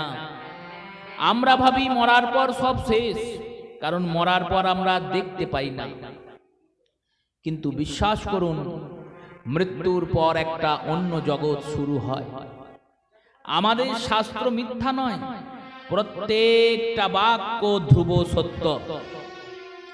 এর অনেক প্রমাণ আছে। সব থেকে বড় প্রমাণ, গীতা প্রেস গোরখপুরের একজন লেখক ছিলেন, তার নাম ছিল হনুমান প্রসাদ পোদ্দার। এই হনুমান প্রসাদ পোদ্দার 1972 সাল 73 সাল নাগাদ মুম্বাইয়ে ছিলেন। উনার জীবনীতে এটা লেখা আছে। উনি মুম্বাইয়ে গিয়ে ওই সমুদ্রের ধারে বিকালে বসতেন, আর ওখানে বসে বসে গীতার শ্লোক উচ্চারণ করতেন। তা গীতার শ্লোক উচ্চারণ করছেন, একজন পাশে এসে প্রতিদিনই বসে। তাকে দেখতে অনেকটা খ্রিস্টানের মতো, গলায় একটা যীশু খ্রিস্টের লকেট থাকে, গায়ে কোট প্যান্ট শার্ট পরা বাবু। প্রতিদিন বসেন। 4-5 দিন হওয়ার পর 6 নম্বর দিনে জিজ্ঞাসা করেছেন, আপনি প্রতিদিন আমি যখন আসি আপনি চলে আসেন, যতক্ষণ আমি গীতা পড়ি ততক্ষণ আপনি শোনেন, কেন বলুন তো? তিনি বলছেন দেখুন, এই যে বড় ফ্ল্যাট বাড়িটা দেখছেন, এই ফ্ল্যাট বাড়ির 7 তলায় আমি থাকতাম। একটা কারণে গলায় দড়ি দিয়ে মারা গিয়েছি। সেই থেকে আমি ভূত হয়ে ঘুরে বেড়াচ্ছিলাম। ওই আপনার গীতা শুনে আপনার কাছে আসি, যাতে গীতা শুনে আমার আত্মাটার শান্তি হয়। মরার আগে আমাদের ধর্মে আমরা অনেক কিছু পড়েছিলাম, কিন্তু মরার পর দেখলাম আমাদের ধর্মের কিছুই মিলছে না। ওই বেদ শাস্ত্রে যা লেখা আছে সেই রকমই বিচার হচ্ছে। এই এর থেকে বড় প্রমাণ তো আর কিছু দরকার নেই। তিনি তার জীবনীতে লিখছেন, এবং লিখছেন সেই ব্যক্তি তার সামনে একটা জ্যোতিরূপ ধারণ করে আকাশে গিয়ে বিলীন হয়ে গেলেন। এবার বিশ্বাস অবিশ্বাস আমাদের কাছে। তাই মৃত্যুর পর শেষ হয় না, মৃত্যুর পর শুরু হয়। অজামিলের এই প্রসঙ্গ বলছেন সুখদেব। ওই ছোট্ট বাচ্চাটা সারা জীবনে আর কোথাও কৃষ্ণ নাম করেনি, মারা গিয়েছে। বধ মরে যাওয়ার পর যমরাজের দরবারে গিয়ে হাজির হয়েছে। যমরাজ বলছেন এ সারা জীবনে কোনো পুণ্য কাজ করেছে? চিত্রগুপ্ত খাতা দেখে বললেন হ্যাঁ, একবার কৃষ্ণ নাম বলেছিল। যমরাজ বললেন বলেছিলে? বললে হ্যাঁ। কখন? না ছোটবেলায় সাধু ভয় দেখিয়েছিল, দিয়ে কৃষ্ণ বলেছিলাম। ভয় পেয়ে, এমনি ইচ্ছা করে নয়, ভয় পেয়ে। বললেন কৃষ্ণ বলেছিলাম, সেই কৃষ্ণ নামের ফলটা যদি আমায় দান করেন। যমরাজ বললেন আমার কাছে তো একবার কৃষ্ণ নাম বলার ফল জানা নাই। তাহলে বললেন ব্রহ্মার কাছে চলো। সবাই মিলে ব্রহ্মার কাছে পৌঁছালেন। ব্রহ্মা বললেন আমিও জানি না, শিবের কাছে যাই চলো। মহাদেবের কাছে গেলেন। মহাদেব বললেন আমারও জানা নেই, যার নাম তার কাছেই চলো। গোলকে ভগবান গোবিন্দের কাছে গিয়ে পৌঁছালেন। গোবিন্দ বললেন একবার কৃষ্ণ নাম বলার ফল শুনবে? হ্যাঁ বলুন। একবার কৃষ্ণ নাম বলেছে বলে ও ব্রহ্মার দর্শন পেয়েছে। কোটি জন্ম তপস্যা করলে তবে তো ব্রহ্মার দর্শন পাওয়া যায়। একবার কৃষ্ণ নাম করেছে বলে ও শিবের দর্শন পেয়েছে, আর একবার কৃষ্ণ নাম করেছে বলে আমারও দর্শন পেয়ে গেছে। এইবার ফলটা কি শুনে নাও। বললো কি ফল? না ওকে এখানেই রেখে দিয়ে চলে যাও, কৃষ্ণের নাম করে মরেছে বলে ও কৃষ্ণকে পেয়ে গেছে। এটাই ফল। অজামিল প্রসঙ্গে বলছেন যমদূতগণকে বৈকুণ্ঠের দূতেরা, অজামিল মরার সময় ভগবানের নাম করেছে, তাই ও বৈকুণ্ঠে যাবে, যমের কাছে যাবে না। ভগবানের নাম আমাদের মুখে থাকবে কি করে? মহাজনগণ বললেন দেখো, ভোরবেলায় যদি ট্রেন ধরতে হয় অ্যালার্ম দিতে হয় রাত্রিবেলায়। কেউ ঘুম থেকে উঠছে না, ঘুম ভাঙছে না। ঘুম ভাঙবে কি করে? বলে অ্যালার্ম দিতে হবে। অ্যালার্মটা কখন দেওয়া হয়? বলে আগের দিন রাতের বেলায়। যখন অ্যালার্মটা দেওয়া হয় তখন কি অ্যালার্মটা বাজে? বাজে না। অ্যালার্ম কখন বাজবে? যে টাইমে দিয়েছো সেই টাইমটা ঘড়িতে যখন হবে তখন গিয়ে অ্যালার্মটা বাজবে। তেমনি ওই মৃত্যুর সময় যদি কৃষ্ণের নাম মুখ দিয়ে উচ্চারণ করতে চাও তাহলে প্রতিদিন কৃষ্ণ নাম করো আর এই হরি কথা শোনো। দেখবে মৃত্যুর সময়ে এই সৎ সঙ্গ করছো বলে মুখ দিয়ে কৃষ্ণ নামই বেরুবে। বলো না গো রাধে রাধে রাধে রাধে। কৃষ্ণ নাম বেরুবে। তাই অজামিলের মোচন হলো, বৈকুণ্ঠের দূতেরা অজামিলকে রক্ষা করে চলে গেলেন। যমদূতেরাও ফিরে গেলেন। অজামিল মনে মনে ভাবছেন আমি তো ভগবানকে ডাকি নাই, আমি তো আমার ছেলেকেই ডেকেছিলাম নারায়ণকে। ভগবানকে ডাকিনি, শুধু ভগবানের নামের সঙ্গে আমার ছেলের নামের মিল আছে। এইটুকু গুণের ভগবান তার দূত পাঠিয়ে দিলেন। যদি সত্যি করে আমি কায়মন বাক্যে ভগবানকে ডাকতাম তাহলে ভগবান চলে আসতেন। তাই যারা ডাক শুনল না তাদের আর ডাকবো না। তীব্র বৈরাগ্য অজামিলের মনে, তিনি সব ছেড়ে দিয়ে বনে গেলেন আর দিনরাত ভগবানকে ডাকতে শুরু করলেন। যখন ভগবানের কৃপায় তার দেহমোচনের সময় হলো, মৃত্যুর সময় এলো, তখন এই ঘোর পাপী অজামিল এই মৃত্যুর পর ভগবানকে পেয়ে গেলেন। বৃন্দাবন দাস ঠাকুর লিখলেন যার নামে অজামিল পাইল মোচন। ভগবানের নাম করে যদি অজামিলের মতো পাপী উদ্ধার হতে পারে আমরাও উদ্ধার হতে পারবো। এই নামের মহিমা শ্রী সুখদেব বললেন। আর নাম মহিমা বলার পর শ্রী সুখদেব শ্রীমদ্ ভাগবতের ষষ্ঠ স্কন্ধে অজামিল মহিমা বলার পর সপ্তম স্কন্ধে প্রবেশ করলেন। সপ্তম স্কন্ধে যখন প্রবেশ করেছেন, পরীক্ষিত মহারাজ বললেন, জিজ্ঞাসা করলেন, হে প্রভু, ওই যে আপনি বললেন বরাহ রূপে গিয়ে ভগবান পৃথিবীকে রক্ষা করলেন, আর এক দৈত্যের হাত থেকে পৃথিবীকে রক্ষা করেছিলেন, সেই দৈত্যের নাম হচ্ছে হিরণ্যাক্ষ। তাই হিরণ্যাক্ষকে হাত থেকে যে রক্ষা করলেন, এই হিরণ্যাক্ষের জন্ম কি করে হলো? তখন হিরণ্যাক্ষের জন্মের কথা শ্রী সুখদেব বলতে শুরু করলেন। বললেন, শোনো, তোমার দাদু যুধিষ্ঠির তিনি একটা যজ্ঞ করেছিলেন। পরীক্ষিতের দাদু তো যুধিষ্ঠির, কারণ পরীক্ষিত হচ্ছে অর্জুনের নাতি, তাহলে অর্জুনের যদি নাতি হয় তাহলে যুধিষ্ঠির দাদু। তোমার দাদু যুধিষ্ঠির একটা যজ্ঞ করেছিল, যজ্ঞের নাম রাজসূয় যজ্ঞ। সেই যজ্ঞে ভগবান কৃষ্ণ উপস্থিত ছিলেন, আর ভগবান কৃষ্ণের নিন্দা করার জন্য শিশুপালকে ভগবান কৃষ্ণ বধ করেন সুদর্শন চক্র দ্বারা। বধ করার পরে সবাই দেখলেন শিশুপালের দেহের যে জ্যোতিটা সেটা ভগবানের চরণে গিয়ে বিলীন হয়ে গেল, আর শিশুপাল চতুর্ভুজ রূপ ধরে আকাশ মার্গে রথে করে বৈকুণ্ঠে চলে গেল। এই ঘটনা দেখার পর যুধিষ্ঠির বিস্মিত হয়ে দেবর্ষি নারদকে জিজ্ঞাসা করলেন, এরকম কেন হলো? দেবর্ষি নারদ বললেন, শোনো, ওরা দুই ভাই ছিল, জয় আর বিজয়। এই দুই ভাই বৈকুণ্ঠের দুজন দ্বারপাল ছিল। দ্বারপাল মানে সিকিউরিটি গার্ড। ওরা দরজায় দাঁড়িয়ে থাকতো। বৈকুণ্ঠের কটা দরজা জানেন? 7টা দরজা। এই 7টা দরজার মধ্যে সর্বশেষ দরজা যেটা, যে দরজা পার হলেই ভগবান লক্ষ্মীনারায়ণের দর্শন হয়, সেই মুখ্য দরজার দ্বারপাল ছিল, সবাই একটু করে এগিয়ে আসুন, সেই মুখ্য দরজার দ্বারপাল ছিল শিশুপাল, এই জয় আর বিজয়। এইবার ভগবান বিশ্রাম করছেন লক্ষ্মীনারায়ণ, আর ব্রহ্মার 4 জন পুত্র সৎ, সনক, সনাতন, সনত কুমার, এই 4 জন পুত্র গিয়েছেন ভগবান দর্শন করতে। ভগবানের দর্শন করতে গিয়ে জয় বিজয়কে বললেন, দরজাটা খুলে দাও, আমরা দর্শন করব।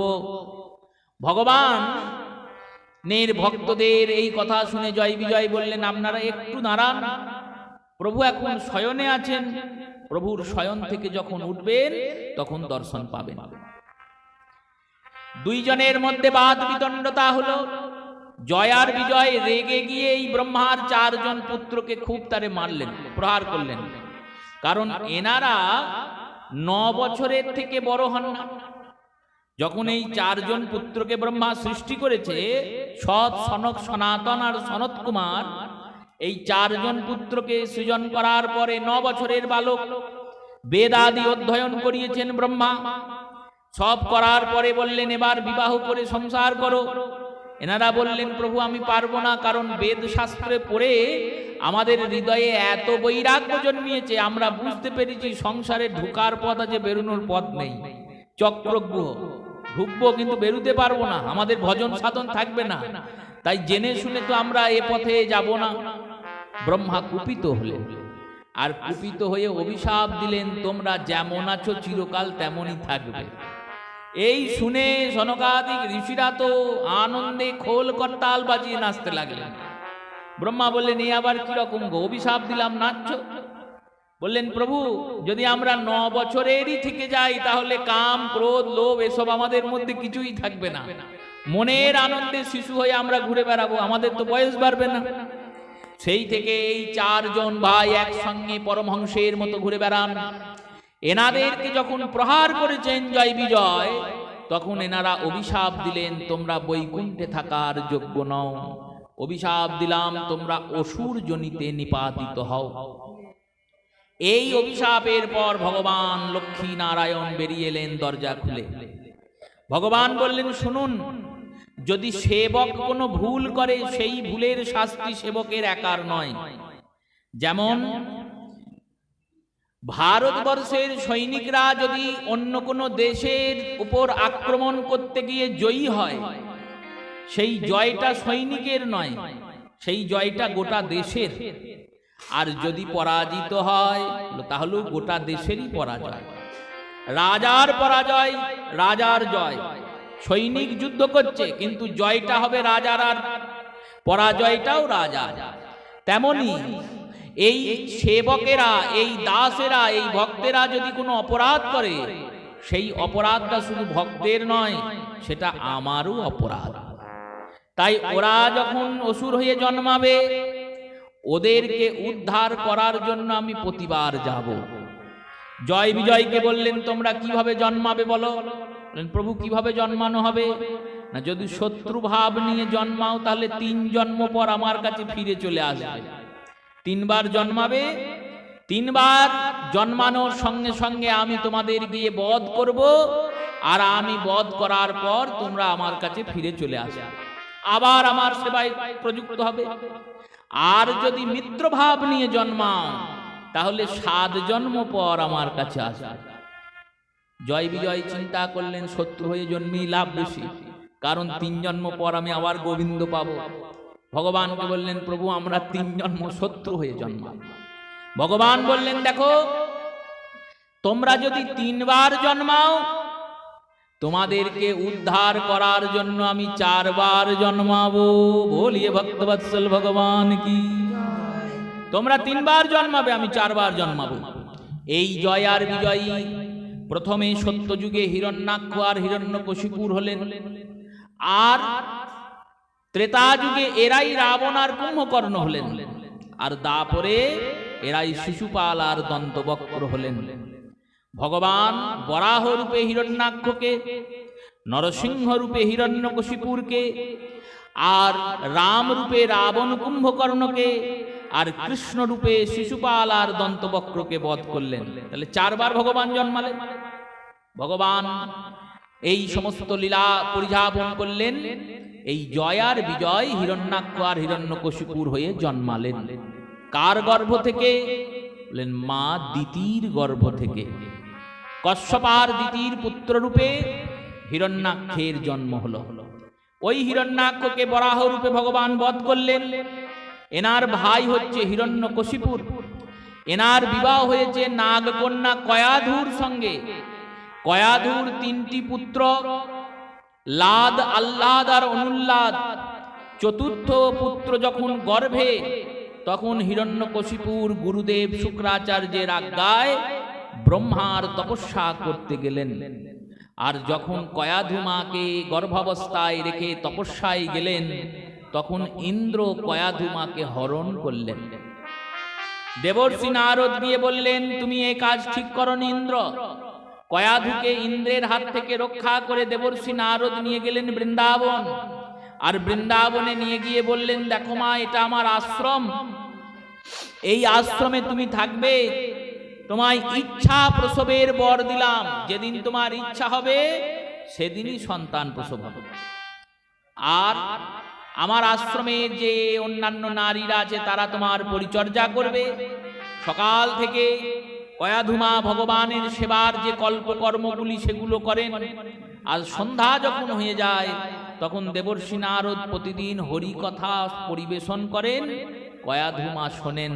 আর কয়াধুমায়ের গর্ভে যে বালক আছে সেও শোনে। দেবর্ষি নারদ একদিন দেখছেন মা কয়াধু ঘুমিয়ে গেছে, আর মা কয়াধুর গর্ভে যে বালক আছে সে হরিবোল হরিবোল হরিবোল করে যাচ্ছে। নারদ বুঝলেন এই ভগবানের ভক্ত আসছে। ওদিকে হিরণ্যকশিপুর তপস্যা পূর্ণ করলেন। ব্রহ্মা এলেন বর দিতে, কি বর চাও বলো। হিরণ্যকশিপুর বললেন, আমি অমর হতে চাই। বললেন, অমর তো আমিও নই, তাহলে অমর কি করে করব? ব্রহ্মাও তো অমর নন, জগতে কেউ অমর নয়।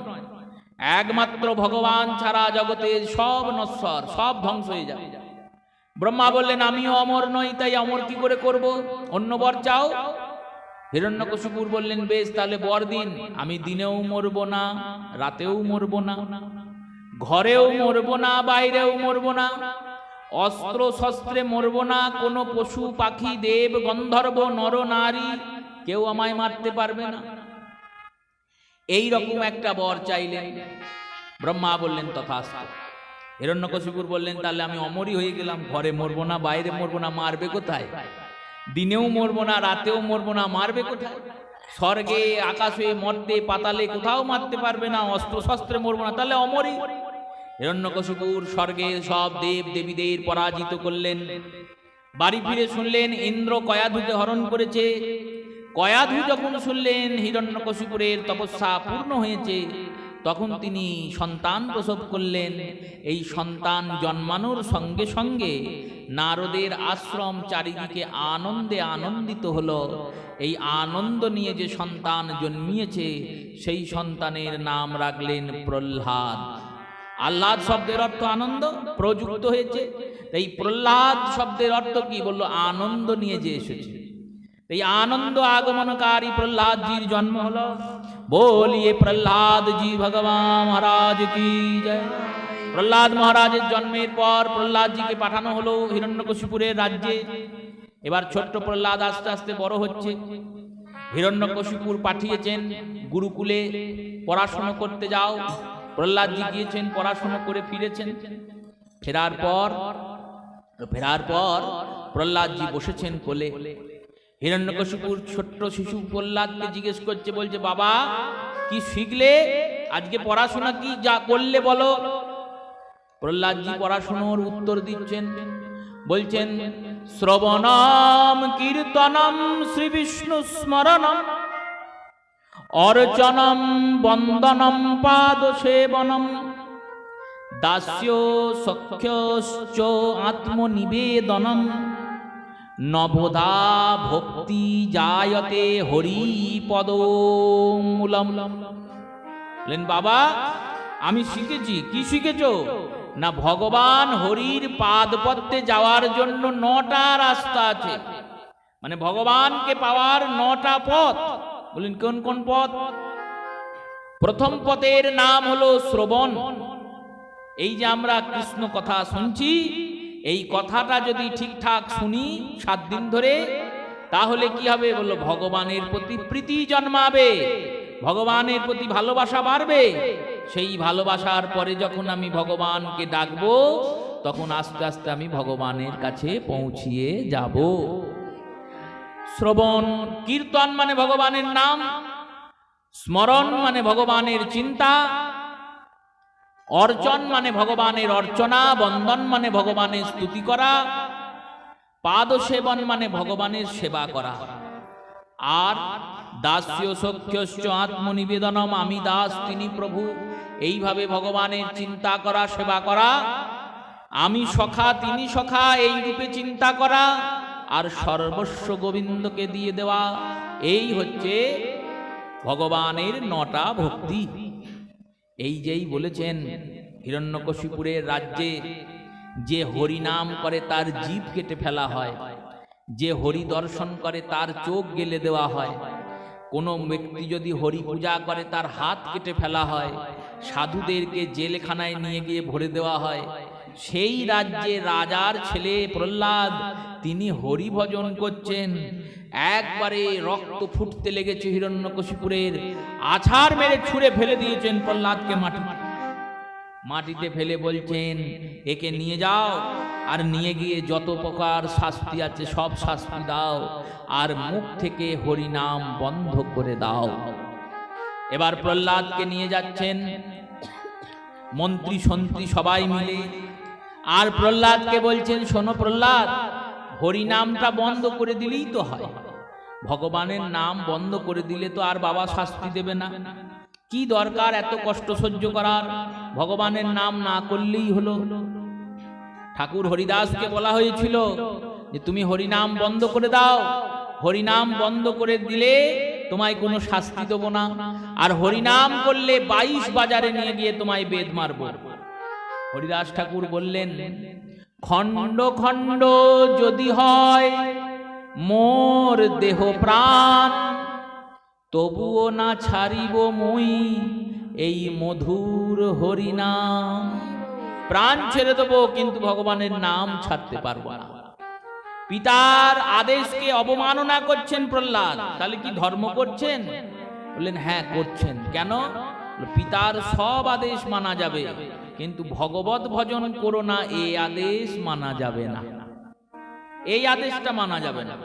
কারণ ভগবত ভজন করছি আমি আত্মোন্নতির জন্য, পিতা করেন না তার ব্যাপার, কিন্তু ভগবান ভজন করা যাবে না এই আদেশ শোনা যাবে না।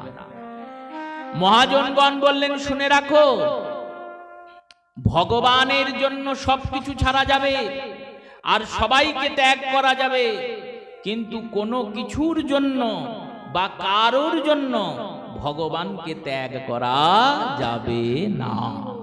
এটাই হলো নিয়ম, এটাই পরম ধর্ম। সেই প্রহ্লাদজিকে বলছেন হরিনাম ছেড়ে দাও। প্রহ্লাদজি বললেন আমি নাম ছাড়তে পারবো না, তোমরা শাস্তি দিয়ে যাও। প্রহ্লাদজি নাম করছেন জয় জয় নারায়ণ নারায়ণ, পর থেকে ফেলছেন। প্রহ্লাদজিকে ভগবান রক্ষা করছেন। আগুনের মধ্যে নিয়ে গিয়ে ফেলছেন, ভগবান রক্ষা করছেন। ফুটন্ত তেলের কড়াইয়ে প্রহ্লাদজিকে ফেলছেন, ভগবান রক্ষা করছেন। হোলিকা নামে হিরণ্যকশিপুরের এক বোন ছিল। হিরণ্যকশিপুর বলছেন যে কিছুতেই তো প্রহ্লাদের মুখ থেকে হরিনাম বন্ধ করতে পারলাম না। হোলিকা বললেন এক কাজ করো দাদা, আমি অগ্নিস্তম্ভন বিদ্যা জানি, আগুন আমাকে পোড়াতে পারবে না, তুমি প্রহ্লাদকে আমার কোলে বসিয়ে দাও, দিয়ে চিতা করে আগুন লাগিয়ে দাও। এবার বিরাট চিতা হয়েছে, 108 হাত লম্বা, 108 হাত চওড়া চিতা, যাতে প্রহ্লাদ যদি আগুনের জ্বলনে ছুটে বেরিয়ে আসতে চায় তাও না পারে। সেই চিতাতে প্রহ্লাদজিকে হোলিকা কোলে নিয়ে বসেছেন। আর হোলিকা কোলে নিয়ে বসার পর আগুন লাগিয়ে দেওয়া হয়েছে। কয়াধুমা অজ্ঞান হয়ে গেছেন, অচেতন হয়ে গেছেন, আমার ছেলে বুঝি এই পুড়ে গেল। বিরাট চিতা ধুধু করে জ্বলেছে, ছাই হয়ে গেছে। সবাই ভাবছে হোলিকার বেঁচে আছে, প্রহ্লাদ পুড়ে গেল। সবাই দুঃখে দুঃখিত। হিরণ্যকশিপুর মনে মনে খুব আনন্দ পাচ্ছে, যাক আপদ বিদায় হয়েছে, ছেলে আমার মরে গিয়েছে, ওই হরিভক্তকে আর আমায় শুনতে হবে না। এই সব সবাই ভাবছে।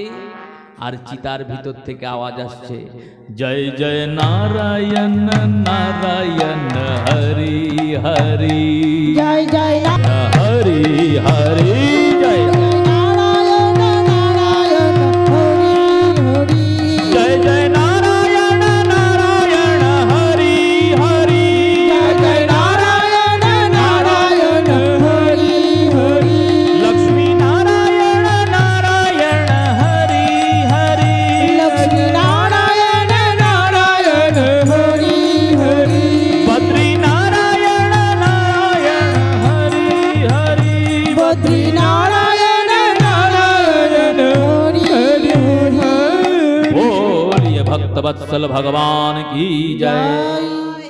যখন কিছুতেই প্রহ্লাদজিকে কিছুভাবেই হরিনাম বন্ধ করতে পারলেন না, তখন হিরণ্যকশিপুর জিজ্ঞেস করছেন, এই তুমি যে হরি হরি হরি হরি বলো, এই হরি কোথায় আছে? প্রহ্লাদজি বললেন সব জায়গায় আছে, এমন কোনো জায়গায় নেই যেখানে হরি নেই। জলে স্থলে অন্তরিক্ষে সব জায়গায় আমার মধ্যে, আর আপনি এত হরি বিদ্বেষী, আপনার মধ্যেও হরি আছে। হিরণ্যকশিপুর বলছেন এই থামের মধ্যে হরি আছে? বললেন হ্যাঁ আছে। এই যেই বলেছেন না, অমনি তার খড়গ নিয়ে গিয়ে থামে যেই আঘাত করেছেন, অমনি সেই স্তম্ভকে বিদীর্ণ করে নরসিংহ ভগবান প্রকট হয়েছেন। বলিয়ে নরসিংহ ভগবান কি জয়। আর নরসিংহদেব ভগবান হিরণ্যকশিপুরকে ধরেছেন, আর ধরার পরে চৌকাঠে নিয়ে গিয়ে বসিয়েছেন। আর এখন যে সময়, ঠিক এই রকম সময় গোধূলির বেলাতে বসিয়ে হিরণ্যকশিপুরকে বলছেন, তুই কি বর চেয়েছিলি ব্রহ্মার কাছে? হিরণ্যকশিপুর বলছেন, আমি জলে মরব না, স্থলে মরব না, অন্তরিক্ষে মরব না, ঘরে মরব না, বাইরে মরব না। বললেন দেখ, এটা ঘরও নয় বাইরেও নয়, ঘর আর মাঝে যে চৌকাঠ, সেই চৌকাঠ। এই জন্য চৌকাঠে বসতে নেই। চৌকাঠে নরসিংহের আসন, চৌকাঠে কখনো পা দিয়ে দাঁড়াতে নেই, চৌকাঠকে লঙ্ঘন করে যেতে হয়, যাতে পা না লাগে, তার জন্য লাফ দিয়ে যেতে হয়, লাফ দিয়ে আসতে হয়। এই চৌকাঠে বসিয়েছেন। বললেন আর কি চেয়েছিলি বর? বললেন দিনে মরবো না, রাতে মরবো না। বললো এখন দিনও নয়, রাতও নয়, গোধূলি বেলা। আর কি বর চেয়েছিলি? দেব দানব গন্ধর্ব পশু পাখি অসুর কারুর দ্বারা মরবো না। বললেন আমার দিকে তাকিয়ে দেখ, না আমি নর, না আমি সিংহ, না আমি দেব। আর কি বর চেয়েছিলি? বলল আমি বর চেয়েছিলাম অস্ত্রেও মরব না, শস্ত্রেও মরব না। তোকে আমি অস্ত্রেও মারব না, শস্ত্রেও মারব না, আমার নখ দিয়ে তোর উদর আমি বিদীর্ণ করব। এই বলে হিরণ্যকশিপুরের সেই উদরটা নৃসিংহদেব বিদীর্ণ করলেন। হিরণ্যকশিপুরের নারী ঘুড়িগুলোকে ছুঁড়ে ছুঁড়ে ফেলে দিলেন, আর একটা নারীকে নিজের যজ্ঞোপবীত করে গলায় ধারণ করলেন। এই করার পর ক্রুদ্ধ হয়ে রুদ্র মূর্তি ধারণ করে নরসিংহ ভগবান অসুরদের উপর ঝাঁপিয়ে পড়লেন। মুখ দিয়ে আগুন বেরোতে লাগলো। এই এত ক্রোধ কে শান্ত করবে? সবাই ভয়ে থরথর করে কাঁপছে। দেবতারা গিয়ে স্তুতি করছেন। মহাদেব স্তুতি করলেন, ব্রহ্মা স্তুতি করলেন, লক্ষ্মী স্তুতি করলেন, কারু স্তুতিতেই নরসিংহ ভগবানের ক্রোধ শান্ত হচ্ছে না। শেষমেশ ব্রহ্মা প্রহ্লাদকে বললেন, শোনো, সিংহের ক্রোধ থামাতে গেলে সিংহের শাবককে যেতে হয়। এই যে ভগবান এত ক্রুদ্ধ হয়ে এসেছেন কেন? তোমার উপর অত্যাচার হয়েছে বলে। ভগবানের ভক্তের উপর অত্যাচার হলে ভগবান নরসিংহের ক্রোধ সঞ্চার হয়। তিনি ক্রুদ্ধ হয়ে ভক্তের রোগকে রক্ষা করার জন্য ওই পাপিষ্ঠদের আক্রমণ করেন। তাই তোমার জন্য ভগবানের এই রূপ ধারণ করেছেন। তুমি যাও, গিয়ে ভগবানকে শান্ত করো। প্রহ্লাদজি গেলেন, ভগবানের স্তুতি করলেন। ইয়দা রহিষমে কামনো বরং স্তব বরদোৎসভ কামনম হস্যরোকরম ভবতু স্ত্রীবিনে বরম ইন্দ্রিয়াণি মনং প্রাণ আত্মধর্ম ধৃত মূর্তি হ্রিং স্ত্রিং তেজ স্মৃতি সত্যং যস্য নশ্যতি জন্মনা। বললেন, হে প্রভু, জন্ম জন্মে আমি যেন আপনার দাস হই, আর আপনি যেন আমার প্রভু হন। আমার পিতা অনেক অপরাধ করেছে, আপনি তাকে বধ করে তার দেহ থেকে তার আত্মাকে মুক্ত করেছেন। তাকে যেমন মুক্তি দিয়েছেন, তেমন তাকে যেন আপনার চরণে স্থানও দেবেন। প্রহ্লাদজিকে দেখে নরসিংহ ভগবানের ক্রোধ শান্ত হলো। প্রহ্লাদজিকে কোলে বসিয়ে নরসিংহ ভগবান মাথায় হাত বোলালেন, জিভ দিয়ে চাটলেন। চাটার পর বললেন, একটা বর চাও। প্রহ্লাদজি বললেন, আমার পিতার যেন মুক্তি হয়। এই কথা শুনে নরসিংহ ভগবান বললেন, শোনো প্রহ্লাদ, যে বংশে তোমার মতো ভগবানের ভক্ত জন্মায়, যেই বংশে তোমার মতো ভগবানের ভক্ত জন্মায়, সেই বংশে তোমার মতো ভক্ত জন্মানো মাত্র 21 পুরুষ উদ্ধার হয়ে যায়। 21 পুরুষ, 7 পুরুষ, 10 পুরুষ, 14 পুরুষ নয়, 21 পুরুষ। যতই বড় পাপী হোক, তোমার মতো ভক্ত জন্মিয়েছে বলে আমি তাদের উদ্ধার করে দিই। তাই তোমার পিতা এমনিই মুক্তি পেয়ে গেছেন। আর কিছু বর চাও? প্রহ্লাদ বললেন, আমাকে একটা বর তাহলে দিন, যেন আপনার কাছে কিছু চাইবো এটা আমার মনেই না যায়। প্রহ্লাদজি চাওয়াটা দেখুন। প্রহ্লাদজি বলছে, আমি আপনার কাছে যে কিছু চাইবো এটা যেন মনে কখনো জন্মাই না। এটার নামই ভক্তি। ভক্তি মানে চাওয়া নয়। চাইলে তো ব্যবসা হয়ে গেল, তুমি চাইবে সে দেবে। সদ্যজাত সন্তান যেমন মায়ের কাছে কিছু চায় না, সে শুধু কাঁদে। মা ঠিক বুঝতে পারে এখন তার খিদে পেয়েছে, না এখন তাকে বস্ত্র পরিবর্তন করাতে হবে, না স্নান করাতে হবে। তেমনি ভক্ত শুধু কৃষ্ণ বলে কাঁদবে, আর কৃষ্ণ তার সব যাজ্ঞক্ষেম বহন করবে। এটাই হলো ভক্তি। ভগবান এটা দিও, ভগবান ওটা দিও, ভগবান সেটা দিও, এর নাম ভক্তি নয়। সেই রূপে প্রহ্লাদজির প্রসঙ্গ শ্রবণ করালেন দেবর্ষি নারদ। যুধিষ্ঠির মহারাজকে বললেন, শুনুন। দেবর্ষি নারদ বললেন, ওই হিরণ্যকশিপুরী আর হিরণ্যাক্ষই রাবণ কুম্ভকর্ণ হয়েছিল। তারা শিশুপাল দন্তবক্র হয়ে জন্মিয়েছে, শিশুপাল দেহ থেকে তার মুক্তি হলো, আর সে বৈকুণ্ঠ ধামে ফিরে গেল। বলিয়ে ভক্তবৎসল ভগবান কি জয়। এই রূপে সপ্তম স্কন্ধকে বিশ্রাম দিলেন। অষ্টম স্কন্ধের সূচনাতে শ্রী সুখদেব গোস্বামী পাদ বললেন, শোনো, পুরাকালে বৈকুণ্ঠের পাশে একটা বাগানে একটা হাতি থাকতো, তার নাম ছিল গজেন্দ্র। তার অনেকগুলো বউ ছিল, হাতিদের যেমন হয়, আর অনেকগুলো ছেলে পিলেও ছিল। তাদের নিয়ে মনের আনন্দে সুখে সংসার করত। একদিন ওই ছোট্ট ছোট্ট ছেলেগুলো ওই নদীর ওপারের বাগানটা দেখে বলছে বাবাকে, যে বাবা, ওই বাগানে কত কলা গাছ আছে, হাতি কলা গাছ খেতে ভালোবাসে, ওই কলা গাছগুলো যদি আমরা গিয়ে খেতাম খুব ভালো হতো। এই বলে ওই নদীর মধ্যে গজেন্দ্র নেমেছেন। আগে আগে গজেন্দ্র যাচ্ছেন, তার পিছনে তার পত্নীরা যাচ্ছেন, আর তারও পিছনে ওই ছোট্ট ছোট্ট ছেলেগুলো যাচ্ছে। যখন নদীর মাঝ স্থানে ওই হাতিটা পৌঁছিয়েছে, তখন একটা কুমির এসে গজেন্দ্রর পাটাকে ধরেছে, আর ধরে তাকে জলে ডুবিয়ে দিচ্ছে। চেষ্টা করছে হাতিটা বাঁচার, কিন্তু বাঁচতে পারছে না, কারণ জলে তো কুমিরের বল বেশি, ওটা তো তার জায়গা। হাতিটা তার পত্নীদের বলছে, তোমরা সবাই মিলে আমাকে বাঁচানোর একটু চেষ্টা করো, সবাই মিলে যদি চেষ্টা করো তাহলে আমি বেঁচে যাই। পত্নী বলছেন, আমরা অবলা, আমরা চেষ্টা করতে গিয়ে যদি কেউ মরে যায়, আমাদের সন্তানদের কে দেখবে? এই বলে পত্নীরা চলে গেলেন।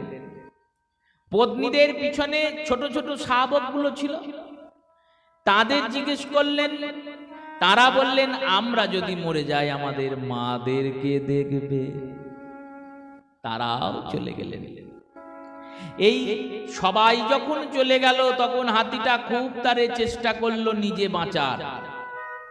1000 বছর ধরে যুদ্ধ চলল, হাতিও ছাড়ে না আর কুমিরও ছাড়ে না।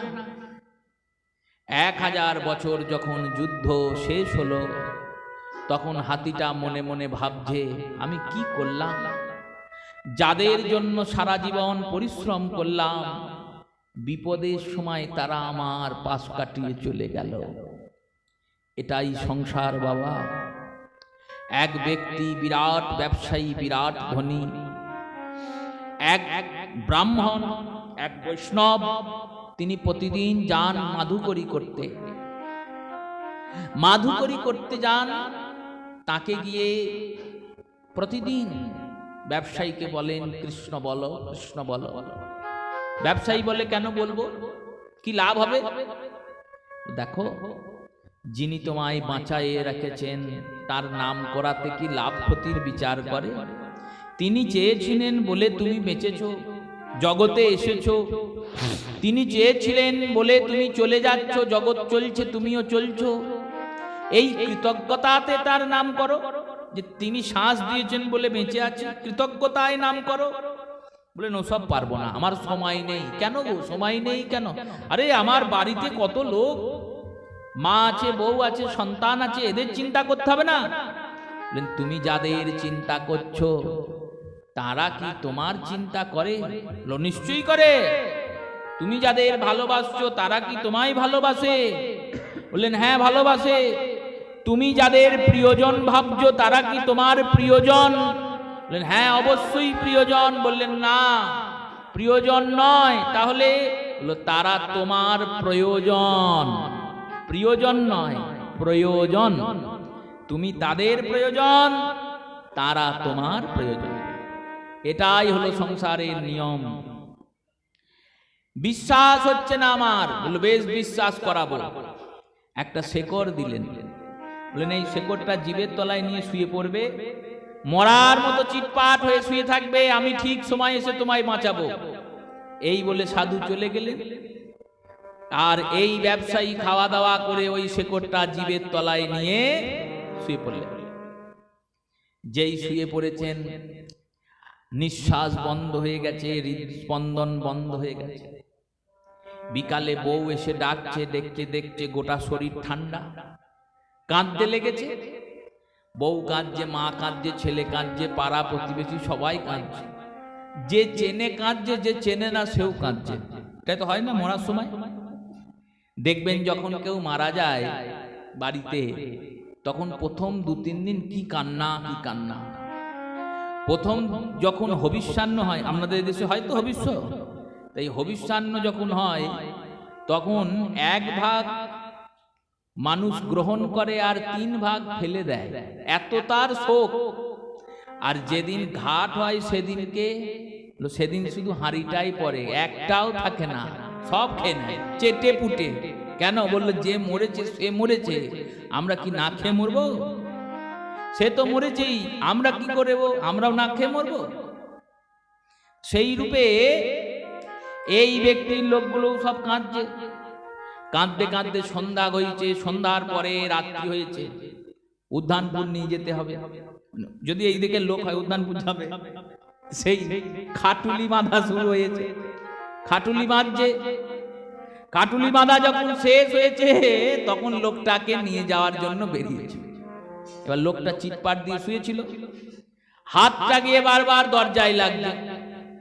যখন হাতটা দরজায় লাগছে, একটা ছেলে বলছে, ও মা, তোমার ছেলের হাতটা দরজায় লাগছে, তাহলে দরজাটা একটুখানি কেটে ছেলেটাকে বের করি। বুড়ি মা এসে দরজাটা ধরে দাঁড়িয়ে বলছে, এটা শাল কাঠের দরজা, বহু কষ্ট করে আমার বর করে গিয়েছে, আর ও আর ছেলে নাই, ও মরা হয়ে গেছে, মরাটাকে বাঁচানো তো যাবে না, মরাটার জন্য দরজাটাকে কাটিস না, তাহলে মরাটাকে কেটে বের করে নিয়ে আয়, হাতটা কাট দি বের করে নিয়ে আয়। এবার সে তো ভেতর থেকে সব শুনছে, সে ভাবছে বাবা কে বলছে এই কথাটা? যে মাকে আমি এত ভালোবাসি সেই মাই বলছে। এটাই নিয়ম সংসারের, যতক্ষণ আমি বেঁচে আছি ততক্ষণ ভালোবাসা আছে, মরে যাওয়ার পর আর ভালোবাসা থাকবে? ওই মরাটার সঙ্গে যদি কেউ 1 রাত থাকে, বললো সেও কি ভয় পাবে, এই বুঝি উঠলো আর এই বুঝি ধরলো। তো সেই রূপে নিয়ে গিয়ে বাইরে ফেলা হয়েছে। সেই সময় সেই সাধু এসে উপস্থিত হয়েছে। সাধুকে দেখে বলছেন, বাবা দেখুন, আপনি সকালে দেখা করে গেলেন আর সন্ধ্যের মধ্যে মরে গেল। সাধু বলছেন, আমি বাঁচিয়ে দিতে পারি। হ্যাঁ বাঁচিয়ে দিতে পারেন, তাহলে বাঁচিয়ে দিন, তাহলে তো খুব ভালো হয়। বললো না, বাঁচিয়ে আমি দেবো, কিন্তু ওর বদলে একজনকে মরতে হবে, কারণ যমরাজ বলেছে এ ঘর থেকে আজকে একজনাকে নেবেই, যমরাজের কোটায় খাতায় নাম উঠে গেছে, একজনাকে ঘর থেকে বেরুতে হবে মরা। ও বাঁচবে, কে মরবে বলো? বুড়ি মাকে বলছে, শোনো মা, তুমি তো মা হও, বয়সও অনেক হয়েছে, 2 দিন পর তো এমনিই মরে যাবে, সেই মরে তো কোনো কাজ হবে না, কিন্তু আজ যদি তুমি মরো তোমার ছেলে বাঁচবে, মরবে? বুড়িমা বলছে, আমি সারা জীবন কষ্ট করে ছেলে মানুষ করছি, এখন একটু সুখ ভোগ করছি, মরতে হবে তো জানি, কিন্তু মরার আগে অবধি আমি একটু সুখ ভোগ করে নি, আমি বাবা মরতে পারবো না। বউয়ের কাছে গেলেন, বউকে বলছে তুমি মরো, তাহলে তোমার বর বাঁচবে। বউ বলছে, আমি মরি আর আমার বর বেঁচে আবার একটা বিয়ে করুক, আমার ছেলে মেয়েগুলো সৎ মায়ের হাতে মার খাক, আমি মরতে ফরতে পারবো না, তুমি যাও। ছেলেগুলোকে গিয়ে বলছে, ছেলেরাও বললেন আমিও মরতে পারবো না। তখন সাধু ওই ব্যক্তির গায়ে জল দিয়েছেন, ব্যক্তি চেতন হয়ে গেছেন, জেগেছেন শুধু নয়, আজকে তার চেতনাও ফিরেছে। তিনি বুঝতে পেরেছেন সংসারের ভালোবাসাটা এরকমই, স্বার্থের ভালোবাসা, ভগবানের ভালোবাসাটা নিঃস্বার্থের ভালোবাসা। অকৈতব কৃষ্ণ প্রেম যেন জম্বু নদহেম, নিজগতে তুলনা নাহি হয়, যদি হয় যোগ তবু না হয় বিয়োগ, বিয়োগ হলে প্রাণ নাহি রয়। ভগবান যে আমাদের ভালোবাসছেন, আমাদের ভালোবাসা কেমন? আমাদের যে সুনাম করবে আমরা তাকে ভালোবাসবো, যে গালাগালি দেবে তাকে কি ভালোবাসবো? বাসবো না। গোবিন্দের ভক্তদের গোবিন্দ ভালোবাসছেন, যারা গোবিন্দের ভক্ত নয় তাদের কি ভগবান ভালোবাসেন না? বলল তাদেরও ভালোবাসেন, তাই তো তারা বেঁচে আছে, নাহলে তো কবেই মরে যেত।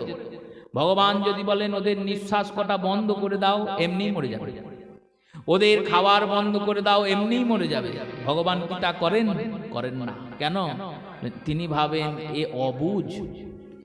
অবুঝ ব্যক্তি, পাগল যেমন কি না বলে, তেমন এ মায়াতে পাগল হয়ে আছে, তাই আমায় চিনতে পারছে না। যেদিন মায়ার পর্দাটা সরে যাবে সেদিন আমায় চিনতে পারবেই। সেই ব্যক্তি ওই সাধুর হাত ধরে ভগবানের ভক্ত হয়ে গেলেন। তেমনি আজকে ওই গজেন্দ্র, ওই হাতিটা নিজের সংসারকে চিনতে পারলেন। নিজে চেষ্টা করলেন, দেখলেন ছাড় হলো না। ভাবলেন যখন কিছুতেই কিছু হলো না, তখন একজনই আমায় রক্ষা করতে পারেন, সেটা হলেন ভগবান। গজেন্দ্র ডাকতে লাগলেন, হে ভগবান আমায় রক্ষা করো। কি বলে ডাকছেন গজেন্দ্র? গজেন্দ্র বলছেন, ভজ রে মন শ্রীনন্দ বৃন্দ রে, বলিয়ে ভক্তবৎসল ভগবান কি জয়। গজেন্দ্রের স্তুতিতে ভগবান গরুড়ধ্বজে এলেন। ভগবান এসে যখন দাঁড়িয়েছেন, তখন গজেন্দ্র একটা পদ্মকে সুরে করে তুলে ভগবানের হাতে দিলেন। ভগবান সেই পদ্মটা গ্রহণ করলেন। সুদর্শন চক্র দ্বারা কুমিরের মস্তকটা ছেদন করে দিলেন। গজেন্দ্রকে মুক্ত করে ওপারে পাঠিয়ে দিলেন। সুখদেব বললেন, দেখো এটাই হয়। এই যে গজেন্দ্র নদীতে সাঁতার কাটছিল, এটা হলো ভবসাগর, আর গজেন্দ্র হলাম আমরা। আর ওই যে কুমির গজেন্দ্রের পাটা ধরেছিল, ওটা হলো মৃত্যু। মৃত্যু আমাদের পা ধরে আছে। আমরা ভাবি আমরা কেউ মরবো না, কিন্তু মরতে আমাদের সবাইকেই হবে। মৃত্যু যখন আসে তখন রোগ ব্যাধি রূপে আসে, আর এই রোগ ব্যাধি রূপে যখন আসে তখন আমরা এই রোগ ব্যাধির সঙ্গে লড়াই করি। লড়াই করতে করতে যখন বিফল হয়ে যায়, তখন আমরা যদি ভগবানের চরণে শরণাগতি নিই, মৃত্যুর সময় যখন এসে উপস্থিত হয়, তখন গোটা পৃথিবীর চিন্তা বাদ দিয়ে শুধু কৃষ্ণ চিন্তা করতে হয়। কারণ পৃথিবীর চিন্তা করে যদি মরো, তাহলে পৃথিবীর চিন্তা করে মৃত্যু হলে আবার পৃথিবীতে ফিরে আসতে হবে। আর কৃষ্ণ চিন্তা করে মরলে কৃষ্ণকে পাবে। বলো না গো রাধে রাধে। রাধে রাধে। গজেন্দ্রকে মুক্তি দিলেন। শ্রী সুখদেব বললেন, শোনো, এরা দুজনই বৈষ্ণব অপরাধী ছিল। গজেন্দ্র ছিল ইন্দ্রদ্যুম্ন রাজা। এই ইন্দ্রদ্যুম্ন রাজা অগস্ত্য ঋষির সামনে হাতির মতো হাঁটতে হাঁটতে অহংকারে চূর্ণ হয়ে আসছিলেন। সবাই প্রণাম করলেও ইনি প্রণাম করেননি। তখন অগস্ত্য ঋষি অভিশাপ দিয়েছিলেন, এত অহংকার, যাও তুমি হস্তিজনী প্রাপ্তি হও। সেই থেকে হাতি হয়ে ঘুরে বেড়াচ্ছিল। আর হুহু নামক গন্ধর্ব ছিল এই কুমিরটা। এই কুমিরটি অঙ্গিরা ঋষি যখন গঙ্গায় স্নান করছিলেন, তখন ডুব সাঁতার দিয়ে অঙ্গিরা ঋষির পা ধরে ডুবিয়ে দিয়েছিলেন। ঋষিবর অভিশাপ দিয়েছিলেন যে তুমি এই রকম করলে আমার সঙ্গে, যাও কুমির হয়ে জন্মাও, আর যেদিনকে কোনো ভক্তের চরণ তুমি ধরবে, সেই দিন তোমার মুক্তি হবে। সেই কুমির হয়েছেন এই হুহু গন্ধর্ব কুমির। আর গজেন্দ্র ছিলেন রাজা ইন্দ্রদ্যুম্ন। এদের দুজনের প্রসঙ্গ বর্ণনা করলেন। এরপরে সমুদ্র মন্থনের কথা বললেন। সমুদ্রের মন্থন করা হলো। দেবতার অসুরেরা অমৃত পাওয়ার জন্য সমুদ্রকে মন্থন করলেন।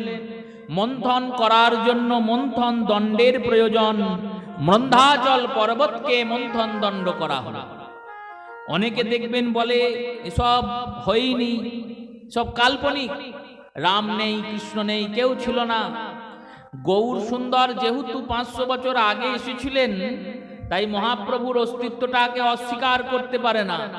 নাহলে মহাপ্রভু যদি 2-3 হাজার বছর আগে আসতেন, বলতেন গৌরও ছিল না, সবই ছিল। এই যে সমুদ্র মন্থন হয়েছে, এই সমুদ্র মন্থনের দণ্ড হয়েছিল মন্দাচল পর্বত বা মন্দার পর্বত। এই মন্দাচল পর্বত ঝাড়খণ্ডে অবস্থিত, এখনো আছে। আর মন্দাচল পর্বতের গায়ে বাসুকি নাগকে জড়ানো হয়েছিল। সেই বাসুকি নাগ জড়ানোর ফলে ওই মন্দাচল পর্বতের বিভিন্ন স্থানে সর্পের অঙ্গের মতো দাগ হয়ে যায়। সেই দাগও এখনো আছে। এত বড় প্রমাণ থাকা সত্ত্বেও যদি আমাদের বিশ্বাস না জন্মায়, তাহলে আমাদের সবারই জলে ডুবে মরা উচিত। এত বড় প্রমাণ আর কত বড় প্রমাণ দেবে? এই মন্দাচল পর্বতকে দণ্ড করা হয়েছে, আর বাসুকি নাগকে দড়ি করা হয়েছে। এবার দড়ির একদিকে দেবতারা দাঁড়িয়েছেন, আর একদিকে অসুরেরা দাঁড়িয়েছেন। এই সমুদ্র মন্থনের লীলাটা সুখদেব শোনাচ্ছেন কেন? বলছেন, সমুদ্রের যেমন মন্থন করে অমৃত পাওয়া যায়, তেমন মনকে মন্থন করলে প্রেম অমৃত প্রাপ্তি হয়। এই মনের অমৃতের প্রাপ্তির জন্য মনকে মন্থন করতে হয়। দেবতারা আর অসুরেরা মিলে সমুদ্রকে মন্থন করেছেন। একটা একটা করে নিধি উৎপন্ন হয়েছে। সর্বপ্রথমে বিষ উৎপন্ন হয়েছে, মহাদেব সেই বিষ পান করেছেন। আর এই সমুদ্র মন্থন লীলার জন্য ভগবান 3টে অবতার গ্রহণ করেছিলেন। ভগবান যখন এই পর্বতকে স্থাপন করা হলো সমুদ্রে, সমুদ্রের মধ্যে পর্বত ডুবতে লাগলো, তখন ভগবান কচ্ছপ রূপ ধারণ করলেন। আর কচ্ছপ রূপ ধারণ করে পিঠে গিয়ে এই মন্দার পর্বতকে ধারণ করলেন। বলিয়ে কূর্মদেব ভগবান কি জয়। ভগবান কচ্ছপ রূপ ধারণ করে এই মন্দাচল পর্বতকে স্থিত করলেন।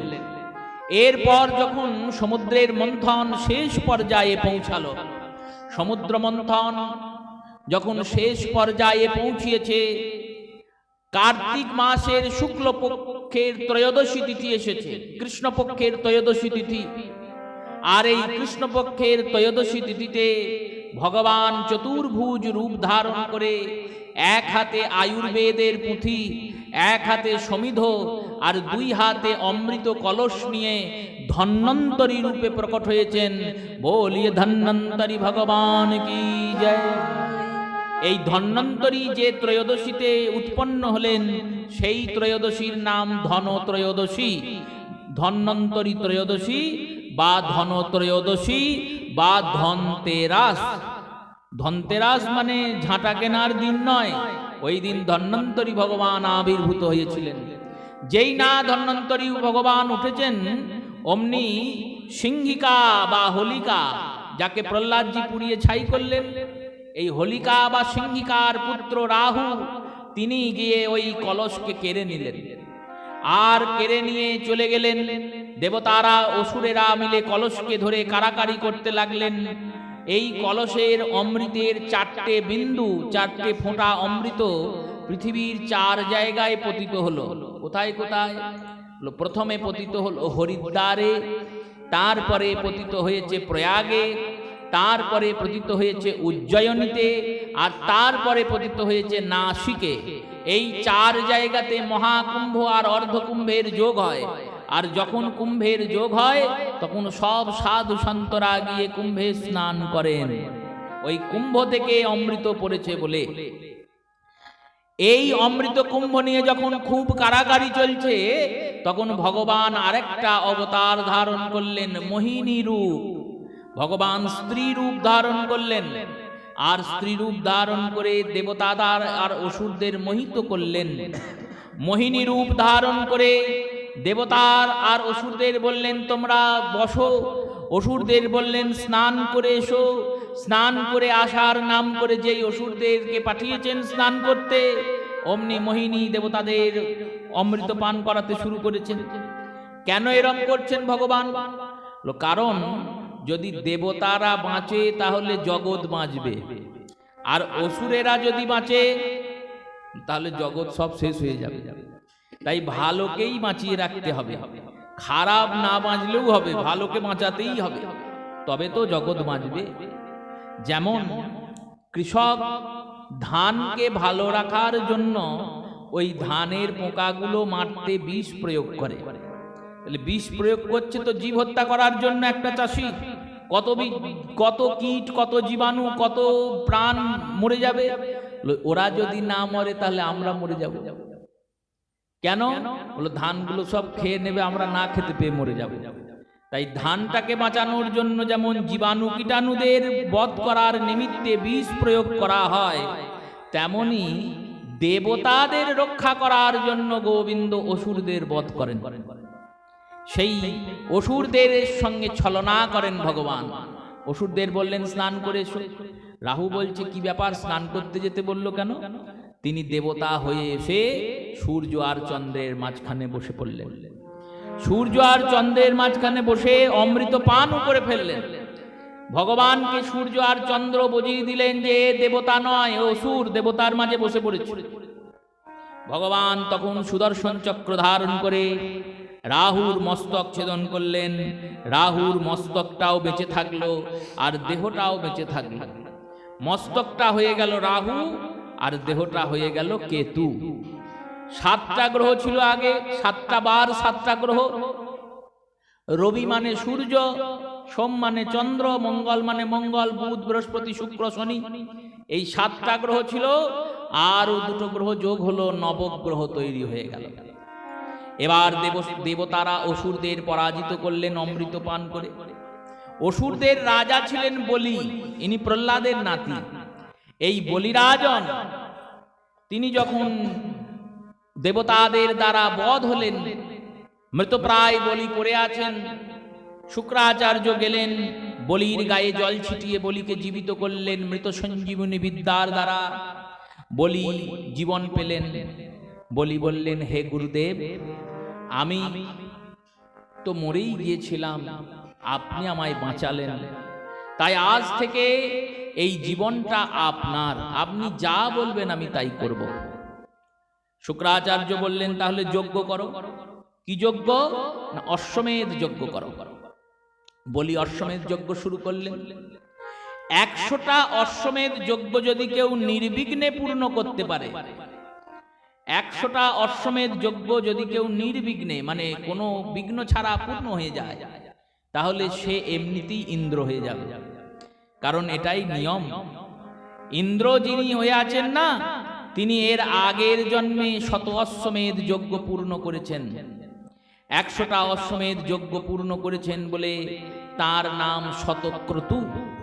আর এই শতক্রতু ইন্দ্র বলে বলিরাজন যজ্ঞ শুরু করেছেন।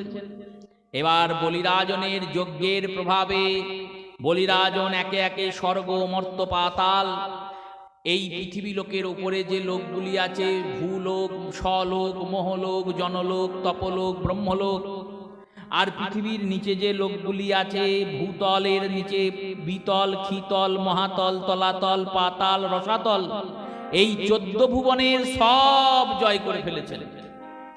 বলির 99টা যজ্ঞ হয়ে গেছে পূর্ণ, একটা যজ্ঞ বাকি আছে। ইন্দ্রের মা অদিতি, বলি হচ্ছেন দ্বিতীয় বংশে জন্মিয়েছেন বলি। কাশ্যপ ঋষির 2জন পত্নী, দিতি আর অদিতি। দিতির গর্ভে জন্মিয়েছে হিরণ্যাক্ষ, হিরণ্যকশিপুর।